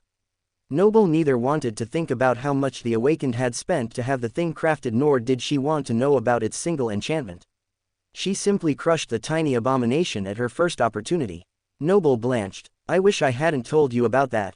Sarai chuckled softly. I am so glad you did. Anyway, I am glad your experience is different from mine. This seems like a real gem. Look here. Noble pointed farther down the page. Because the object was created by humans and not by the spell, the professor could read more information, including the description of the enchantments. This was what Noble pointed to now. There were two strings of information. Memory enchantments. Cognitive labyrinth, silken persuasion. Enchantment descriptions. Cognitive labyrinth. This enchantment creates a mental maze within the minds of those who oppose the wielder, ensnaring their thoughts and leaving them disoriented and susceptible to influence. Silken persuasion. This enchantment enhances the wielder's communicative abilities, allowing them to weave their words with subtle manipulation, making their suggestions and arguments irresistibly compelling. I didn't know it did all that. Sarai was shocked. I cannot believe he just gave this away. I can scarcely believe it myself. Although the second one is an active enchantment, the first is passive. But using them together, that could be catastrophic. A mantle fit for a queen. Noble dipped her head at her fiery friend in appropriate awe. An evil queen, maybe. Sarai wasn't sure what to make of the gift. While she had an inkling of what it did before, now she knew for sure. Draping it over her shoulders, the baker fastened the tapestry like a cape. She gave a slight smile as she spread the delicate cloth. But a beautiful one. It's nice to not be the only royalty in the room for once, Your Majesty. The professor flourished a bow. She held out the papers in her hand. For you, as a token of my affection. Are you sure? Do you need them for your notes or research? Sarai didn't want to mess up Noble. You aren't currently my student. If I need it for my research, I know where to find you. Memories like that were worth recording, but Noble felt that it should be Sarai's decision to do so. Dismissing the Mindweaver's tapestry, Sarai placed the synthetic paper in her satchel. Thank you. Do you need to do anything else before we grab a bite to eat? I cannot wait to catch up on all the things that have happened in the past couple of weeks. Let me make sure B2's protocols are set up to answer anyone who comes. Then we should be ready to go. After a brief exchange with the android, Noble retrieved her bag and slung it over her shoulder. What do you want to eat? Sarai could already feel her mouth watering. Noble shrugged as they headed to the door. Anywhere you like, but I am buying since you paid last time. Replacing her glasses on her face, the fiery awakened nodded in agreement. I don't suppose that waiter Larry would be up for another visit from us. Anyway, you said you needed to see Fort. Perhaps we should pick somewhere towards him. That's fine with me as long as you don't need to get back to the bakery for a while. Noble smiled and greeted the people in the hall with a nod. I am only there first thing in the morning these days to make sure the ovens are lit. Pillow and Jolly handle most everything. If I'm there, it becomes a zoo. Sarai waved off Noble's apology. Don't worry, it just means business is good. I cannot complain that we are raking in the dough. Very punny. Noble still had mixed feelings about sending her friend shooting into fame. If there was any way to protect Sarai from the pain of stardom, the professor would find a way to do it. Heading out of the academy's gate, no one seemed to pay either of the ladies much attention. Only a dark-haired man in dark sunglasses even looked up at them from his communicator when they passed. If not for his spike in emotion when they ambled by him, even he would have been unnoteworthy. Good day, she said politely before he looked away. As they moved toward the train station, the streets filled with others on similar missions for midday meals. The two ladies happily sifted into the crowd. More faces meant less likelihood of being recognized. Both for them, and the person who was following them. Close to the government facility, the two women selected a small restaurant that was suitably packed with customers. Food must be good if there are so many people here, Sarai reasoned. After ordering and picking up their food from a conveyor belt, Noble selected the only open table. Covertly, Noble passed over one half of the other's voice so they could chat privately while they ate. She and Sarai had spent the train ride catching up on each other's families and professional lives. Sarai's bakery was reaching record sales, and Noble explained how her days were now mostly split between the academy and government work. Now they had looped back around to the Dreamscape and did not want to be overheard. I'm still reeling over that memory, Sarai. If I ever see Snowmobile again, I might break my silence and ask him why he just gave away such a powerful tool. Noble, of course, had a passion for memories. She could not fathom anyone parting with them so easily. I will ask him before you ever get the chance. Sarai smiled before taking a bite out of her mandu. Noble looked over her shoulder at the crowd, causing the baker to furrow her brow. What is it? Sarai craned her neck to peer at the line of people waiting to get food. Probably nothing. The professor scanned the room once more before returning to her delicious food. So many people around can be distracting with all their emotions. It throws me off sometimes. Is that what happened in the arena with Thorai? Your eyes went as white as the spear and I thought maybe she had permanently blinded you for a second. Sarai had been itching to know the answer to this question for weeks. Although nothing like that incident had happened again, a nearly severed leg was not something either of them could easily forget. No, it wasn't the crowd or anything like that. Truthfully, I am not even sure what happened. I've run it over in my head a million times. One second I can see Thorai and the next I am blinded. Except I'm not. I can still see her, if that is the right word. I can sense her outline and watch her movement. At first, I thought I was hallucinating. You didn't have anything like that happen during that battle, did you? Noble had mixed feelings when Sarai shook her head. I didn't. I had that first bout of blindness and then I summoned the visor. Maybe repeated exposure caused it. Sarai pointed to her eyes with her chopsticks. Maybe. The professor was less than convinced.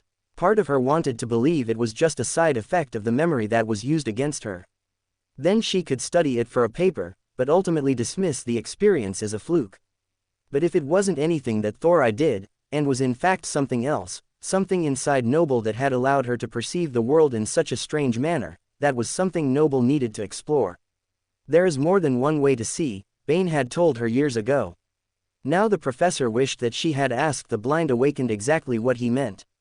Whatever caused it, I was able to use the vision to spot Thorai behind me and hit her with my estoc. The professor's eyes deepened in their blue. Her eyes flicked around the room, sending off alarm bells in the baker's mind. Something is really bothering you, Sarai observed. She looked over her shoulder to spot an incoming danger. You can calm down, Noble waved off her friend's intense worry. It could be innocent, but I have sensed the same person by the academy, on the train and now here. I don't understand. Sarai's beautiful face contorted into a frown. Each person has an emotional signature of sorts. Yours is adorably erratic, Fort's is suitably solemn, Honey's is hopeful, and the boys, well, theirs are laced with different flavors of boundless energy. All that to say is that no two people are alike. Noble could tell by Sarai's nod that the explanation had been adequate. If you notice the same emotional signature in all three places, the baker mused, is someone following us? That is my assumption, yes. Noble's eyes went to noiselessly scanning the room. And you want me to keep calm? Sarai forced a large bite of mandu into her mouth so she would not audibly scold her friend. I don't sense any ill will from them. I think the best course of action would be to head to government headquarters and have security deal with it there. Noble felt resolved in her decision. Or at least she did, until she finally spotted the source of the trouble. Then her concern turned to frustration. I found the culprit. He was waiting for us outside the academy. I'm going to deal with him here and now. Noble. Sarai could not stop her friend from standing and marching across the crowded room. The gentleman was clearly doing everything possible not to look their way as they approached. His avoidance did no good. What are you doing? Noble tapped two of her knuckles on the table to focus his attention. Excuse me. The man took a sip of his drink and pushed his sunglasses into place. Have we met? Ignoring his ploy to avoid the question, Noble continued to interrogate the other diner. Why are you following her? The professor pointed to Sarai. Can't you see she wants to be left alone? You are making a scene. Sarai sent the message through the other's voice. He started it by stalking you. Noble answered out loud, causing the man to wince. I think there may be some mistake. The dark-haired diner was cut off. Your mistake was following us all the way from the academy. I don't know what nonsense you are trying to pull, but... Noble paused as the man began to chuckle. I assure you, I am nonsense-free to my core. The man pulled off his glasses. His brown eyes twinkled with mischief. The professor stopped mid-retort, and her accusing finger dropped. You've got to be joking. No, my name is Frey. The man smirked. I am aware. Noble had seen the reporter many times. How did she not recognize him before? Have we met? The journalist asked again, this time more seriously. You seem very familiar. I only know you from your articles. Noble hedged. Though they had never met formally, He had seen her many times in battle. Sarai and I both read them when we can. Ah, the famed Fanfiction reads my work. I am most flattered. Frey touched 2 fingers to his cap and dipped his head. Noble reads them more than I do. Sarai elbowed her friend, nudging her forward. Thank you for your patronage, Professor. The reporter gave the noble the same salute before resting his elbow on the table. Noble cleared her throat. You didn't answer my question. Just because the Floating Awakened enjoyed Frey's articles did not mean she would let him off the hook for his spying. Why are you here? Surely you have better things to do than skulk around and stalk Sarai while she is enjoying a leisurely lunch. Forgive me, but I do think you have the wrong idea. I wasn't trying to stalk anyone. But if you must know, it wasn't Fanfiction I was following, lovely as she is. Frey shifted his gaze. The person I was hoping to have a chat with, Professor, was you. Me. Noble was shocked. What could you possibly want with me? Frey tipped one side of his mouth upward. He could tell that he struck a nerve. If you want to join me and let the rest of the diners get back to their meal, I will be happy to enlighten you. Many of the people around were gossiping and staring. If Noble wanted her question answered, she would need to comply.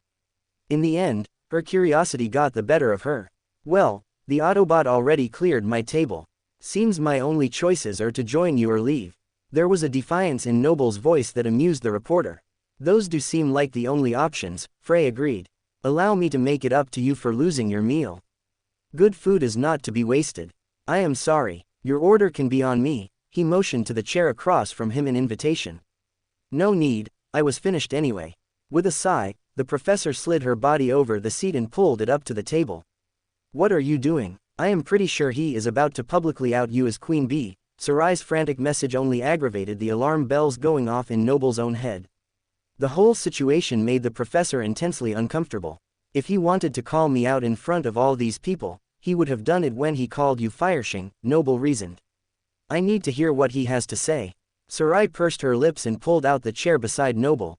Forgive me, but I think the professor would not answer quite so honestly with you here. Frey politely held up his hand. Forgive me, but you are a reporter. I would prefer my friend hear my words from my own mouth than read about them later. Noble shot a glance at Sarai to affirm her words. That is fair, Frey conceded, lowering his palm. Please join us. Sarai did not respond. She simply took her place alongside her friend. The 2 women squeezed hands under the table. Frey looked around to make sure no one was paying attention to them anymore. Satisfied, he leaned forward in his chair to explain himself. As I said, I promise I was not following Miss Sarai around like those half-crazed pups that like to call themselves journalists. I was waiting at the academy since my purpose was to come to speak with you, Professor.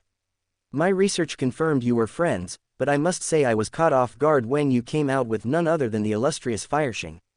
Rather than speak up, I am ashamed to say I hid as you passed by. My pride wouldn't let me give up though, and I planned to approach you as soon as you 2 ladies parted ways. I didn't realize you would be having lunch. I should have just come back another day. The reporter rested his palms loosely on the table. Noble knew what he said was true. There was no spike or sudden change in his emotions to indicate deception. He had not come seeking the famous Fanfiction and had been actively trying to avoid her. Which brought Noble back to her original question. Why do you want to speak with me? Ah, good question. I have some questions of my own. Are you ready to begin? Frey pulled out his datapad and a stylus. Was he about to take notes? Are you going to let him interview you? Sarai asked the question which Noble was already contemplating. I am not sure, Noble answered uncertainly. Unaware of their exchange, Frey cleared his throat. Shall we begin? The professor nodded slowly. Excellent. Thank you for your time, Professor. I know you must be very busy, so I will get straight to the point. Frey pressed a button on his datapad, activating an invisible dome around the trio. The voices of the restaurant faded. Of course, the reporter would have spelltech to prevent being overheard. He was no amateur. Here it comes, Noble braced herself. What is your official position with the government? Frey eyed her evenly. What? The professor could not have been more startled by the words if Frey had admitted he was Mongrel. From the emotions suddenly emanating from Sarai, she was also startled. My source tells me that you have been working part-time at government headquarters for the past month. Frey tapped his stylus lightly on the table. I just want to know what you are doing there. Someone in the government has a loose tongue, it seems. Noble narrowed her gaze. She saw no point in denying that she was doing a project for the government. If Frey followed her from the cafe, he would see her enter the gates himself. Noble could say she was going to see her husband, which was partly true, but the implication that Ford was taking so much work time just to see her would be a scandal all its own. Across the table, Frey waited patiently. He was in no hurry. He had all day. If I get up and leave, he will assume that whatever hunch he had was correct. I could end up with a constant shadow until this man gets what he wants. No thanks. The professor sighed. I don't know how much you paid your source for that information, but you should ask for your money back. I hate that they wasted your time. Public records will show I'm contracted to study memories and compile data entries of my findings. Public records never lie. Frey tapped the side of his nose with his stylus. I am very sorry you followed me all this way for nothing. Noble ignored the reporter's implication. He looked ready to argue for a moment, but then his face cleared and he flashed a brilliant smile. No need to apologize. Most of my leads end up being dead ends. And I got to meet two very lovely women in the process. I would say all in all it was a lunch well spent, wouldn't you? Is he going to give up that easy? Noble did not figure the reporter would let go if he actually had something. Perhaps he really just was on a fishing expedition, and the professor's answers had been enough to move on to another story. Before I leave you ladies to the rest of your day, Frey gave an apologetic smile. I wouldn't be a good reporter if I didn't at least ask if I could have an exclusive interview with the famous Fanfiction. I know you haven't done any, so I understand if you say no. I do not think I have anything to say at this time, thank you. Sarai pushed back her chair. May I at least report that you were seen at the academy in this fine establishment? Frey's question seemed genuine enough. Say no. He might do it anyway, but at least then you didn't give your permission. Noble advised. I would prefer that the meeting remain private, Sarai said as politely as she could. Frey set down his datapad. I understand. Thank you both for your time. I will just have to continue with my original story. A journalist's work is never done. If you ever change your mind. 3 questions. Noble blurted. Sarai will answer 3 questions about being Fanfiction. So you better make them good. Really? Sarai's eyes opened wide. Really? Frey's expressive face filled with excitement. What are you doing? The baker tried to make sense of the development. I will explain later, Noble promised, unsure just how much she would actually be able to tell her friend. You aren't looking at memories for the government, are you? Never mind, the less I know, the better. Sarai pursed her lips. 3 questions, but that is all. Sarai pushed the dyed black hair back from her shoulder. That is more than fair, and 3 more than I deserve. Frey picked up his datapad and clicked on the screen. After a moment, he turned it around. As a token of my thanks, which picture would you like to accompany the article? The tablet was filled with action shots of the fiery awakened in the Dreamscape. Sarai had never really stopped to consider how she looked while fighting, but she realized now just how elegant and strong she appeared. I like that one, I think. Sarai's finger landed on one that had Queen Bee in the background. Fanfiction's spear was white hot with fire while Bee was striking out with her signature estoc. Sarai remembered the harrowing moment. That victory had been very sweet indeed. Wise choice, Frey approved as he took back the datapad and made a note of the picture. That one was my favorite as well. I am shocked you had that many images ready at the drop of a hat. Sarai tilted her head to one side, genuinely curious. I have folders of images on all manner of different things. It's good to always be prepared. Frey answered easily. Huh, he really does. Noble told Sarai through the memory. She noted how Frey's emotions had stayed calm as he spoke. Guess that is what makes him a good journalist. I guess being prepared for anything is important for both reporters and duelists. Sarai gave a small smile. The journalist took her pleasant expression as an invitation to continue. Now that this is settled, I will ask my 3 questions. 2 questions, Noble corrected him. Your first one was asking Sarai which picture she preferred. Frey looked slightly startled, but could not suppress his grin. I suppose you are correct, Professor. You should hire her as your lawyer, Miss Sarai. I doubt anything gets by her. The baker nodded. I would tend to agree. Now, what were your 2 questions? Right. First, what has been the best and what has been the hardest thing about going from fighting alone to battling as part of a team? Frey could feel Noble's piercing gaze. That is 2 questions cleverly disguised as one. The professor objected. When you officially become her lawyer, you can sue me, Frey winked. It is fine, Sarai leaned back in her chair. Because the answers are two sides of the same coin. The best thing about dueling on a team is that you aren't alone. Someone has your back, plans with you, and will do anything to help you. That kind of support is invaluable both in the dreamscape and life. Sarai sighed before continuing. But that is also the hardest thing. Someone else's life is in your hands. You have to support and protect them just like they are doing for you. The pressure to be perfect, to live up to the job of teammate is no small thing. I take it very seriously. When things happen to Queen Bee, I take it personally now. While she would never hold me responsible, I owe it to her to always do my best.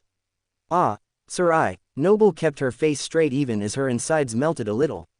I mean every word, Sarai assured her. It seems like you and Queen Bee are very close, Frey commented as he took down some notes.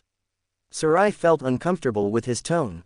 Even though he hadn't asked a question, she felt compelled to answer him. Battle forges friendships. Queen Bee and I have been in quite a few of those lately if you haven't noticed. The grin on Frey's face acknowledged her words. I've seen one or two, he chuckled. Would you believe that I am still kicking myself about missing your debut? You have one last question.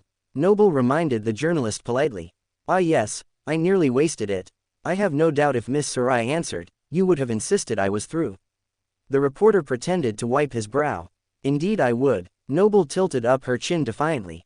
My actual final question is there anything you wished people knew about either yourself or Queen Bee? Frey held up his hand to forestall Noble's objection. I used an or, so Fireshing may choose what she wishes to answer. The professor swallowed her words, giving the reporter a mental point on her invisible score sheet. I want people to know that I'm not anything special. I work hard. I approached Queen Bee to form a team because I wanted to better myself. I did not expect to become so popular. That was never the goal. I'm still very overwhelmed with people's responses to me. Sarai blushed a little, adding an endearing quality to her humility. So you approached Queen Bee. Very interesting. Frey's hand whizzed across his datapad with all his note-taking. Did I make a mistake? I didn't mean to let that slip. Sarai was concerned. Noble dismissed the fear. You only said something that was true. You should get full credit for the idea to form a team. Thank you for your time, Fireshing. This conversation has been most enlightening. Now, Professor Noble, has your friend Sarai ever told you her flaw? Frey quirked an eyebrow at the blue-eyed awakened. What? Again Noble felt like she was being thrown for a loop. You said I could only ask Fireshing 3 questions. I was given no limitation for you. The reporter looked innocently at the professor to wait for her rebuttal. Sarai has not told me her flaw. It is not something Awakened discuss often. Noble had a decent guess of what the other woman's flaw was, but it was only a guess. The professor wondered if Sarai had similar hypotheses in reverse. Do you know if Fireshing has ever heard Queen Bee speak? Frey leaned in, quite curious how the woman would handle his question. Another thing we have not discussed. Such a shame you didn't use that as one of your questions with Sarai. I would have been quite curious to know her answer myself. Noble checked the time. You get one last question. It is time for me to leave. Frey understood. What is the best thing about Fireshing, outside of the dreamscape, I mean? I want to know the woman behind the spear. Her heart is her defining characteristic. No matter what she is feeling, Sarai will go out of her way to do what is right. I want to be more like her. Noble smiled. Ah, Noble. Sarai blushed. I mean every word. Noble nodded. Pushing back her seat, Noble moved to stand. Frey just barely deactivated the spell tech before the professor bumped the ceiling of the invisible dome with her head. This was enlightening, to say the least. Frey hummed softly as he finished making his final notes. I agree. May I quote you by name or would you prefer to remain anonymous? Best to keep the spotlight on the one who matters, Noble answered, dipping her head to her friend. If I have any more questions, may I contact you? Frey passed Noble a card. As long as it is about how wonderful my friend is, you can ask me anything you like, Noble answered, shaking the man's hand. Good day, Frey. I look forward to your article. Frey nodded enthusiastically. I look forward to writing it. Good. After her initial outburst, Noble found she liked the reporter. The professor did not like that Frey was digging into her work with the government, but she couldn't fault him for his curiosity. There was a story to be had, just not one that the government was ready to share. As long as he was singing Fireshing's praises, Noble was happy to part on amicable terms. I can send a preliminary copy to you both if you like before it is published. Frey gave Sarai his card. Contact me, and I will send it as soon as it is completed. The reporter departed with a bow. He seems nice enough. Sarai seemed to be talking to herself as much as Noble through the other's voice. He does. And I am half wondering if he was trying to send me a message by his visit. Noble ran the man's words over in her mind. Oh, what message is that? Noble pursed her lips. The government has a leak. The more Noble thought about it, the more the professor was convinced it must be true. Frey hadn't pressed for the story about why she was working at the government. He had dropped it almost immediately. He genuinely didn't seem to be after Fireshing either. The reporter had gone to a lot of trouble just to speak with Noble.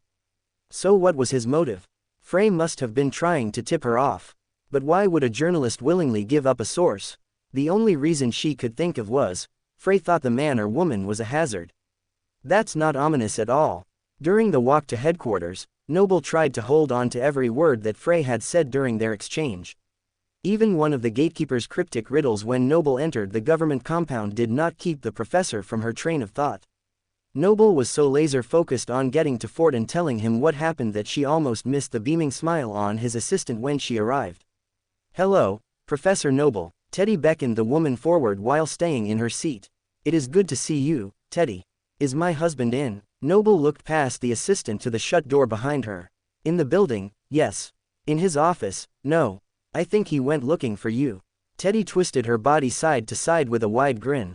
"Why would he be looking for me? I only just arrived." The professor pursed her lips. "He could have messaged me. That doesn't make sense at all. Don't look at me. Wait, that is exactly what I want you to do." Teddy pushed her chair away from her desk and twirled in it like a sitting ballerina.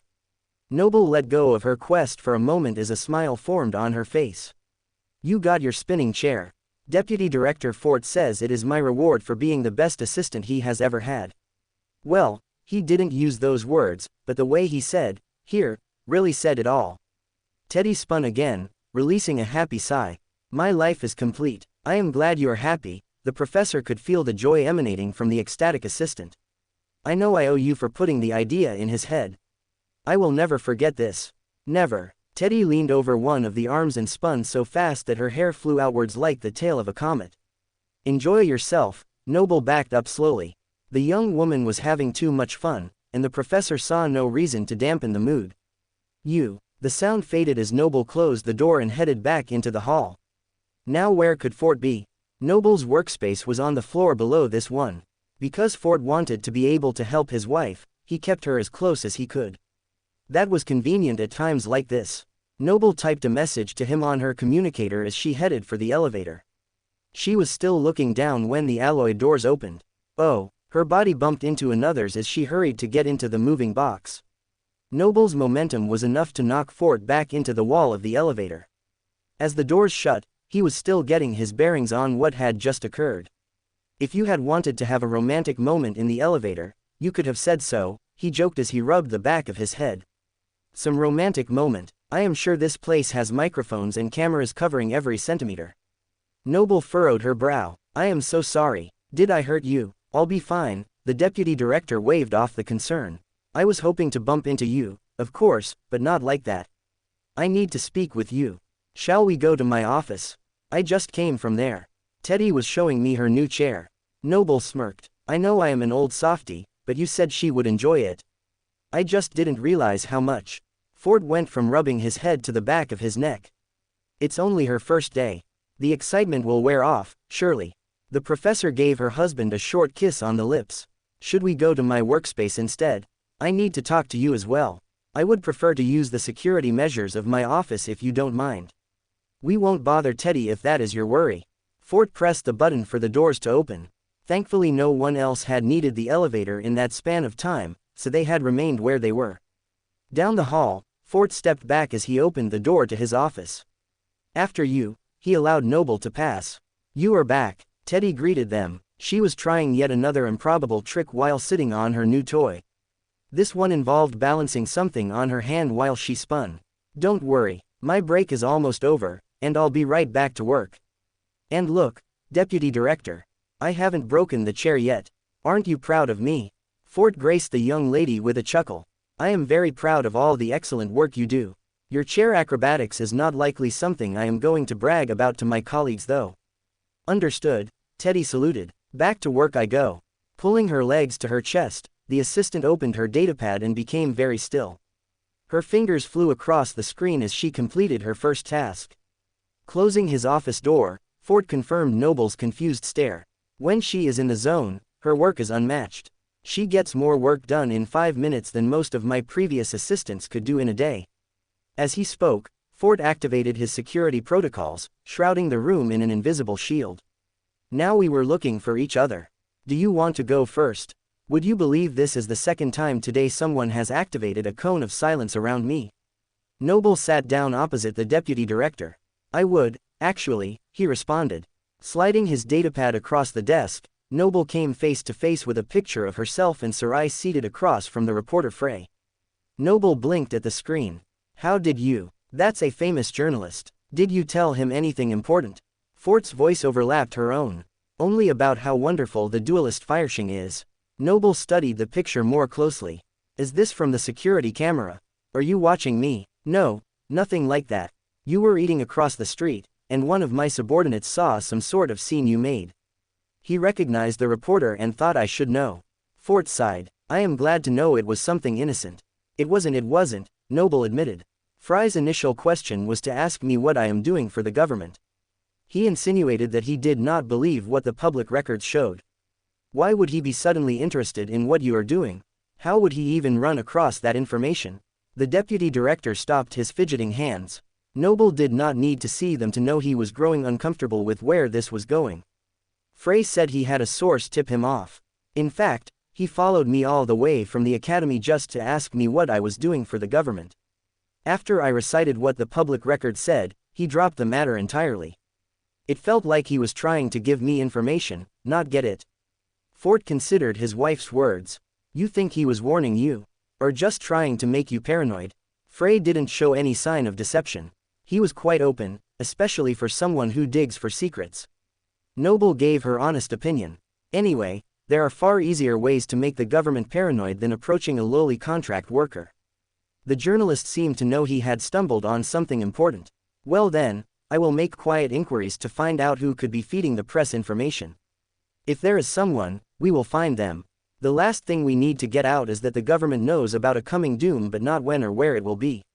Fort pinched the bridge of his nose. Clutching her bag, Noble nodded. Agreed. Once we have a location and course of action, we can tell people what they need to do. Until then, you should get back to work. How much of your father's notes have you gotten transcribed? The deputy director asked for his progress report. I completed another 3 pages yesterday. Translating it and then comparing it against existing data as well as the new data gathered each day is making for slow progress. Noble lowered her gaze. You have help. You don't have to do it all yourself. And I don't. The professor defended herself. But I do like to check what is done. Someone should have all the information to manipulate and study. I don't particularly trust the technology to do that alone. The information on the government servers can be changed or erased, especially if someone is feeding that data to reporters as Frey suggested. You worry about getting all the information from your father's notes. Let me worry about a possible mole. I love you. Don't overwork yourself. Fort smiled, making Noble's heart skip a beat. I would say the same for you. Take care of yourself. I'll be downstairs if you need anything.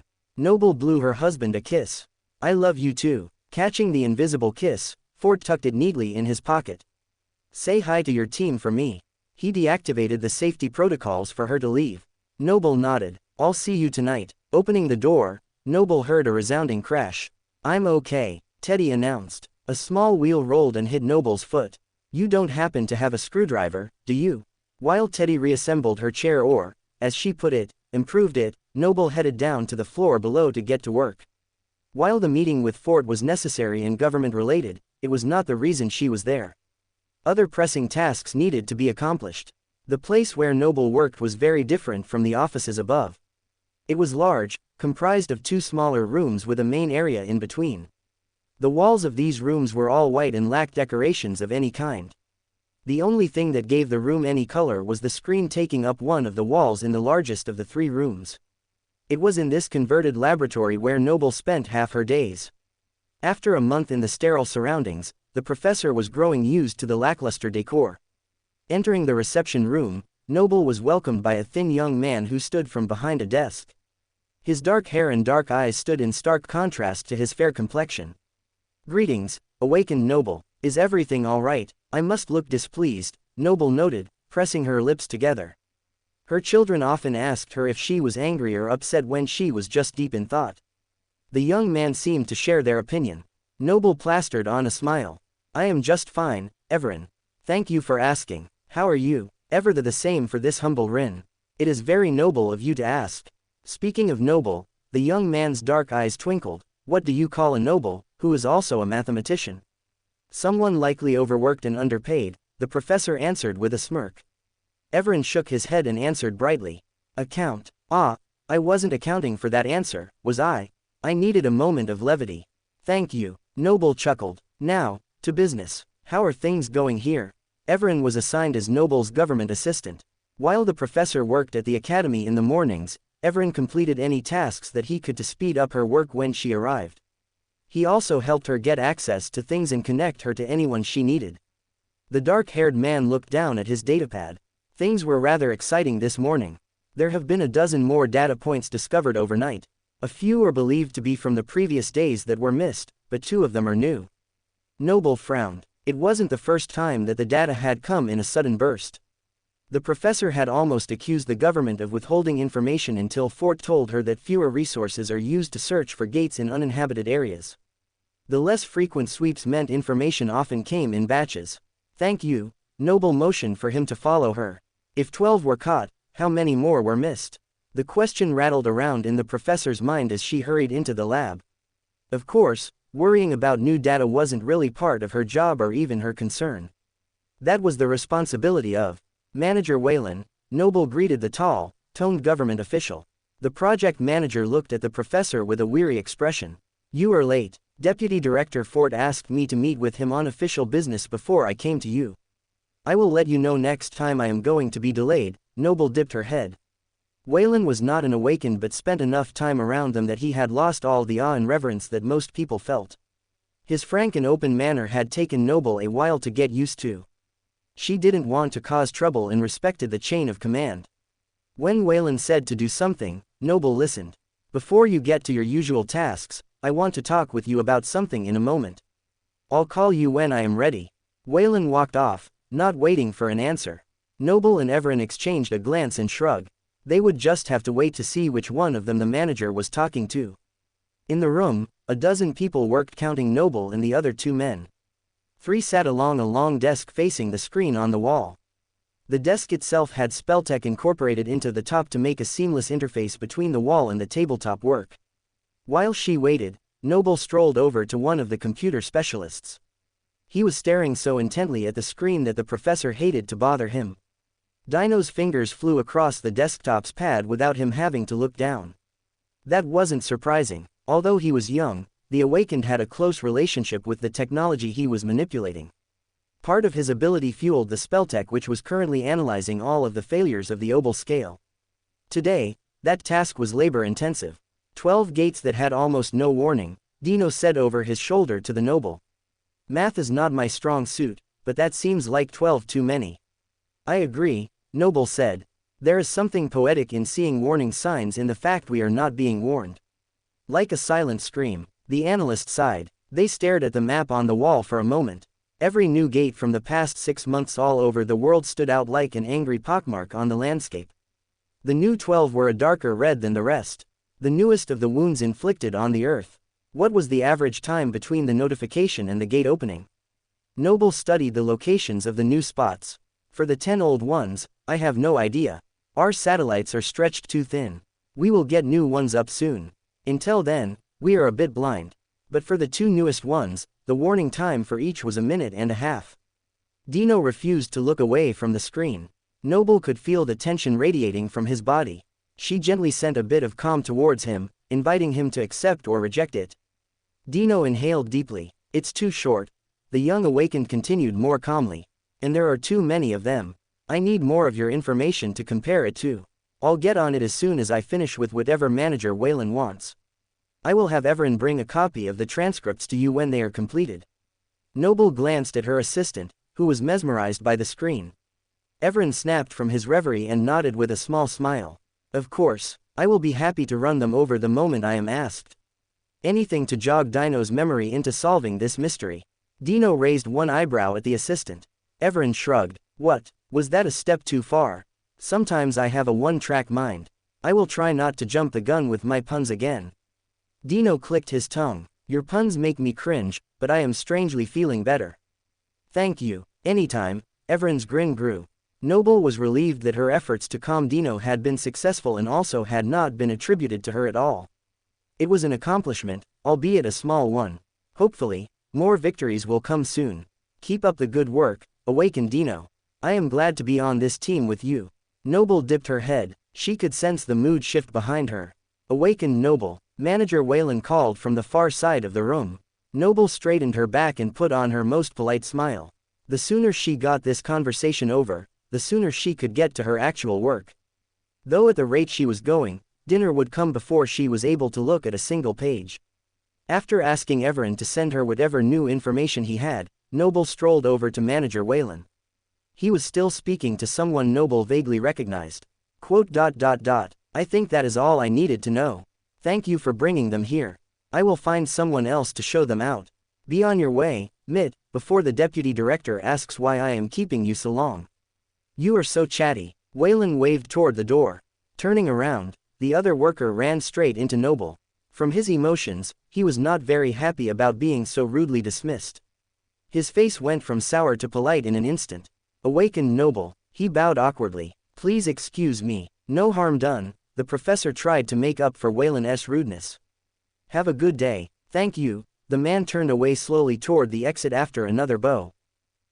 Sir. Noble wasn't sure of the gentleman's title. Mitt's emotions spiked as he faced the professor once more. Yes, Awakened Noble, you have a spot of something on your collar. You might want to dab at it before it stains. Noble pointed at her own neck to indicate the spot. The government worker dipped his head, smiling genuinely this time. Thank you, ma'am. Mandu is my favorite food, but my bad habit of dipping them always ends in disaster. The professor nodded. Happens to the best of us. As Mitt headed to the door, Noble's smile faded. I guess that answers who sent my husband the picture of me. Noble squashed her frustration toward Mitt. He was only doing what he thought was right. If she were trying to leak information to the press, Fort had a right to know. Annoying as it was, he hadn't done anything wrong. How can I help you, Manager Waylon? Noble realized that her supervisor was tapping his foot with an irritated look. Was he upset with her or just generally irritated? Deputy Director Fort has graced us with 2 guests. Since you are acquainted with one of them, I think you should sit in on this meeting. Waylon jerked his head toward the door on the closest wall. Meeting. Suddenly the project manager's extra foul mood made more sense. He had been asked, or ordered, to meet with 2 people, and he thought was beneath him. I was hoping to get more pages translated today. She watched Waylon's scowl deepen. But I will assist you if you think it is in the best interest of our goals. I think he just wants to punish me for his inconvenience. I do, the manager answered, causing Noble to jump. She recognized belatedly that he was answering her statement, not reading her mind. Very well. Pulling out her communicator, Noble quickly set down her satchel on a cluttered desk. Her screen was already blinking with notifications from her assistant, Everin. If things got boring in the meeting, she would take a look at everything he sent. Maybe things wouldn't get boring, and it would be a completely productive and efficient meeting. That's totally how things work when it comes to meetings, especially bureaucratic ones. There was nothing to be done about it, so Noble clutched the communicator to her stomach and followed behind Waylon. He stopped short of the door and stepped aside, motioning for her to enter first. Don't keep them waiting, he muttered. Is he being a gentleman? Noble passed him and entered the manager's office. Already a lively conversation was occurring. You don't think it is possible, or you don't want to admit it as a possibility. The older of the 2 men leaned forward in his chair enthusiastically. The patch on his jacket identified him as a government researcher with high-level clearance. I am still trying to wrap my head around what you are saying, the younger man admitted. He ran his hands through his dark hair. His eyes were a mix of black and gray, neither seeming to win as a mental battle raged in his head. Then let me rephrase, the spell is not a benefit. Sure, it gives powers, but it kills many in the process. Can't you see? It's an alien framework designed to indirectly control humanity by railroading human development in a particular direction that is desirable by whatever created the spell. While it offers an easy way to increase one's power, I can't help but wonder, to what end? The researcher paused to wait for the other's response. Noble knew the younger man. Awakened Zenkai was a well-known explorer of the dream realm. He had not only stopped by Ender's Deep on a few of his excursions but also taught an occasional class at the Awakened Academy when his time permitted. Noble had been paired with him once to give a presentation, and by the end, she had a sore neck from looking up beside her when he spoke. Thankfully, today they were seated around a small table in Waylon office. She would be easily able to look Zenkai in the eyes. The explorer rubbed his temple. I cannot deny that the implications of what you are saying are very dire, but what really can we do? Can we get rid of the spell? Can we get rid of the dream realm and separate it from our own? The researcher sighed. I work in theories, not in their applications. But I think we hurt ourselves by relying so heavily on the spell. Imagine for a moment that aspects exist independently of the spell. Many of the nightmares suggest this is true. That means that the spell serves as a form of an interface to interact with power. An interface controls the flow of information. By highlighting the right information, the overall design of the spell can lead people to reach desirable conclusions and follow the spell creator's desired path towards some unknown goal. From a risk management perspective, it is prudent to assume that the spell creator's goals are not beneficial to humanity, only beneficial to the spell's creator. Humanity is a tool. Zenkai scratched his chin. Fascinating. You've made me want to set out searching for more clues about the Watcher. Watcher. It was the older man's turn to be surprised.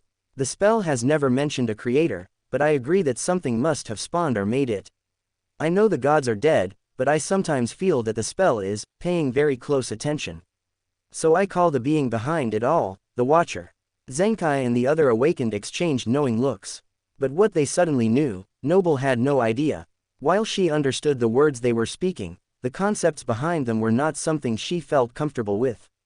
The spell's creator. Humans are tools. I'll need some time to think on that. Noble shook her head. It was much more practical to deal with the current problems at hand than try to wax philosophical about things she was unlikely to ever understand. Maybe another day and time, she would have the mental availability to dive where those two men were swimming, but it was not today. It seemed Waylon was feeling the same way. Or he was just still cranky about being there at all. The manager grunted. Enough big brain talk for now. Save that sort of theorizing for your own time. The two men seemed startled. They had no idea they had an audience. Yes, of course, Manager Waylon. The older man stood and dipped his head. He glanced at Noble, and she shrugged apologetically. Zenkai stood, bowing more formally.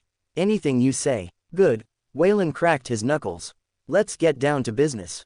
The manager motioned to the woman standing beside him. Awakened Noble, this is awakened grief.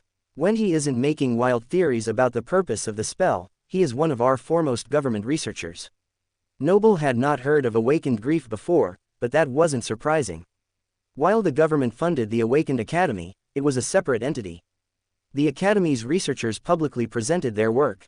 Those who were employed by the government usually worked on sensitive topics. As such, their research was rarely released. It is good to meet you. Noble formally greeted him as an equal. Standing from the table, Grief gave a slight bow. Awakened Noble has been contracted to work on documents which we believe pertain to our current problem. She is also the wife of Deputy Director Fort. Waylon's words made the professor frustrated. While they were not incorrect, they were misleading. Noble was here despite her husband's wishes, not because of them. But she could sense from Waylon's emotions that he did not think this was true. I'll probably never convince him. And you already know Awakened Zenkai. Our intrepid adventurer, like you, has been asked to give his insight. Waylon motioned for them all to sit. It's been a while. Noble smiled at Zenkai as she selected the chair between him and the manager. The explorer nodded. It really has. When you have time, I would love for you to look at a memory I received. On your own time, Waylon sighed. We will be here all day just with the pleasantries. I would not like that. Grief straightened his coat. It was hard enough to get this meeting scheduled. Agreed. Crossing his arms, Zenkai leaned forward in his chair. I have another assignment waiting for me as soon as we are through. Forgive me, but I seem to be the only one unaware of why we are here. Noble could feel the tension rising, but had no context for the source. The three men looked at each other before Grief finally spoke. I am the one who first discovered the obel scale was failing again. I was called crazy at first, but then the readings grew more and more erratic. My findings could no longer be denied. Since then, I have been managing a project parallel to this one.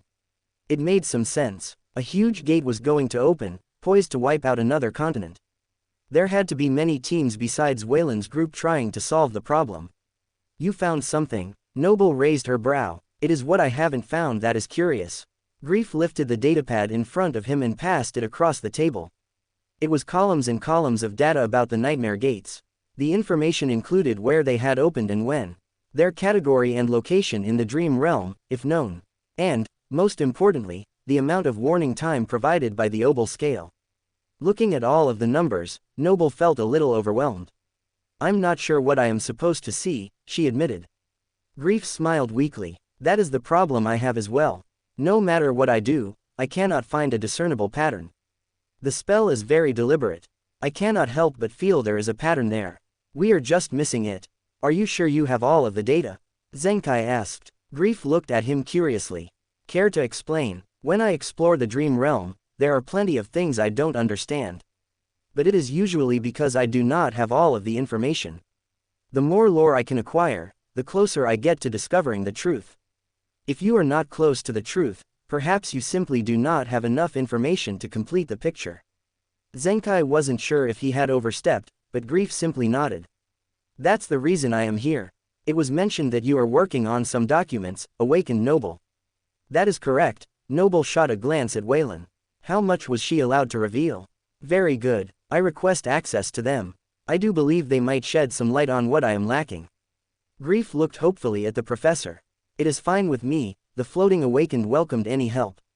But I do not think the decision is mine. As long as you provide the data you have gathered for our analyst Dino to review, I think that can be arranged. Wayland agreed reluctantly. The manager knew he would be encouraged to collaborate. It was better for the arrangement to be mutually beneficial. I will send everything I have completed when this meeting concludes. Noble made a note to remind herself. The researcher hummed softly. May I reach out to you if I have any questions? Noble gave him her contact information. If it is in my power, I will give you what you need. Anything to solve this mystery. There was a moment of hesitation when Noble spoke where she wondered if Grief might be the government leak. The timing of this meeting coincided very closely with her encounter with Frey. But the professor dismissed the thought. Grief seemed very passionate about solving the problem with the gate. No matter how Noble looked at it, she could not see how leaking her work to the press would benefit the researcher. Grief took back his datapad. I look forward to our collaboration. All eyes turned to Zenkai, and he cleared his throat. Is it my turn? Oh, well then, I have come to give my opinion on what I have been noticing in the dream realm. While there has not been a huge increase in gates, I have noticed something strange happening in the ones that do open. They are happening in clusters. What do you mean? The gates are not opening close to each other. Noble straightened in her seat. Clusters, not in this world, but the origins of them are occurring in clusters in the dream realm. I've never seen anything like it. Seeds should not all mature at the same time. At least they never have before. The clusters alarm me. Zenkai paused. I wonder. Grief mused. What? Wayland did not like feeling left in the dark. I wonder if the clusters are what is interfering with the satellites. We keep losing large groups of them all at once. We cannot get new satellites in the air fast enough to keep up with the ones that disappear. Grief tapped his chin. Noble had heard Dino mention that the satellites that were monitoring gates were stretched very thin. But he had made it sound almost normal. I don't know that gates on the ground would interfere in that way. Could there be a gate in space? Zenkai pulled his mouth to one side. Unless it can move through space as we orbit, we would have left it behind as soon as it formed. Still, Grief made a note on his pad. Noble rubbed her forehead. Gates in space. One of the many things she would have to ponder later. For now, she had a different question that might actually help her. About the clusters of seeds in the dream realm. The ones forming the newest gates. Were we aware of any of the seeds beforehand? No, they seem to pop up and form gates almost immediately. Some are even in regions where humanity has fully had conquered the dream realm. Zenkai was unsure what tense to use. Noble nodded slowly. Can I get a list of the clusters and their locations? If there is no pattern in this world, maybe there is one in the other. The rest of the meeting left Noble feeling as out of her depth as the beginning. There was so much she didn't know. Of course, no one could know everything. But knowing that fact and facing it were very different. She left the government headquarters at the end of the day both exhausted and determined. I was right, I didn't get nearly as much done as I wanted. But at least I have some things to consider. Hovering over her seat on the train, Noble paid no attention to the people around her. She held out her hand and silently summoned a small but familiar memory. In a rain of sparks, the portcullis key formed in her palm. On her rides home, it had become Noble's habit to study the mysterious memory. Today, it provided the extra advantage of being a distraction from her other problems. After so many trips to and from the government office, Noble had memorized all of the ups and downs of the train. She barely registered its motion as it flew over the city before descending at each stop. The ominous energy of the ball in her hand made those closest to her on the train shift away uncomfortably. It was just as well. Noble wasn't in the mood to talk just now. I would really appreciate it if I could solve one mystery today. Studying the little ball, Noble ran her fingers over the smooth surface. It was made of a single piece of stone, but every time she looked at it, the obsidian looked slightly different. It wasn't something Noble could clearly put into words, but if she was forced to explain it, the professor would have said it was like the inside of the ball was always shifting, revealing a different pattern each time it was summoned. To another's naked eye, nothing was different. However, Noble could sense the change and trace the varying patterns with her fingers. Occasionally she could even get her essence to sift through it, but never with any consistency. If you weren't still putting off that strange feeling, I would think you are completely broken. Noble shook her head. What is that thing? Noble looked up and saw a man gripping one of the handles hanging from the ceiling. A memory. Noble had no interest in explaining, so she gave the shortest answer she could. The man shivered. Weird little thing. Why would anything want something as ugly as that? What does it even do? Noble did not like the ball being belittled. She opened her mouth to make a biting reply when the train lurched to a stop. People went crashing into one another, Noble included. Unprepared for the sudden change, she overcorrected and came into contact with the padded seat. She screamed, pain shooting through her thigh and hip where both collided with the train car. Her cry mixed among the others, lost in the panic of the train car. What is happening? These trains never stop. Are you all right? The professor didn't think the last question was aimed at her, but it could have been. Noble didn't answer. She was too busy controlling her pain and fear. As her vision cleared, she reflexively checked herself for injury. Looking down at her palms, her eyes opened wide. Oh, the portcullis key was glowing darkly in her hand. She had only managed to activate it once before. This time, the pull was much stronger. Strands like spiderwebs shimmered across the surface in a dizzying display. Her heart raced as she tried to memorize the patterns. With an irresistible urge, Noble lifted the ball to the wall of the train car. Her hand passed through the glass window as if it were not there at all. Her heart skipped a beat. Staring at her arm outside the train was surreal. She could feel a chill in the air against her skin as she gripped the ball tightly. The power of the memory filled her with a sudden heat. A compulsion to push the rest of her body into the open air overtook her. What would it feel like for all of her to slide through the metal and glass like it was made of air? It didn't matter that the train was stranded on tracks far off of the ground. Noble was always floating, though most people had no idea this was the case. I better not. Noble resisted the urge at the last possible moment. There was already enough chaos without an awakened doing her best impression of a ghost. It was strange that no one had said anything as it was. Then again, all around her, people were still in shock. She could feel their fear and worry boiling over like an unwatched pot. Arg! One scream rose above the rest. The man who had been talking to her just before everything stopped lay on the ground writhing. His foot was twisted at an odd angle as he shouted obscenities. What in the blazes possessed them to stop the blasted train? He finished on a tamer note as his face burned. With a slight crackle, a voice came out over the loudspeaker. Sorry, ladies and gentlemen. We have encountered a problem with our braking system. Prepare for manual override. We will pull into the next station and everyone will make an orderly exit. As always, thank you for using NQSC public transit. The crowd groaned and began muttering. Only those closest to the injured man tried not to react too strongly to the message. Though none of them seemed sure what to do about the ankle. Noble looked at the ball. The dark light was fading. She pulled in her hand back inside before it was forever stuck as part of the train car. Or would the glass reform and try to sever her arm? It's better not to find out right here. Sighing, Noble dismissed the memory and went over to the injured gentleman. Did you trip on your briefcase? The professor asked calmly. Of course I did. I was distracted by your little toy and didn't have time to steady myself. The man let out a string of curses that made a nearby mother cover her child's ears. Noble swallowed and forced a smile. I am going to assume that is the pain talking. You were so delightful before this happened. She bent down and examined the man's foot. I think you may have broken your ankle. A fool can see that. I need a doctor. Everyone around the man suddenly averted their gaze. A lot of help all of you are. Noble rubbed her forehead. She pulled out her communicator. Allow me to call someone to get you. I will help you off the train when you arrive. You better. This is your fault. He snipped as he struggled to sit up. I am sorry you feel that way. The professor knew better than to give in to his anger. How miserable must he be to work so hard to make others unhappy? While the train slowly rode down the track and pulled into the station, Noble called a medic to meet them on the platform. The businessman spent the entire time berating everyone who offered him any help at all. By the time the doors opened, the man had made more than 50 new enemies. He looked around angrily. What? Will no one help me get off this death trap? When no one volunteered, the professor rolled her eyes. Fine, I will be nice and get you to the medic. Rather than use her power to lift the man gently, she offered the man her hand. He rose to 1 foot and hopped with her help to the door.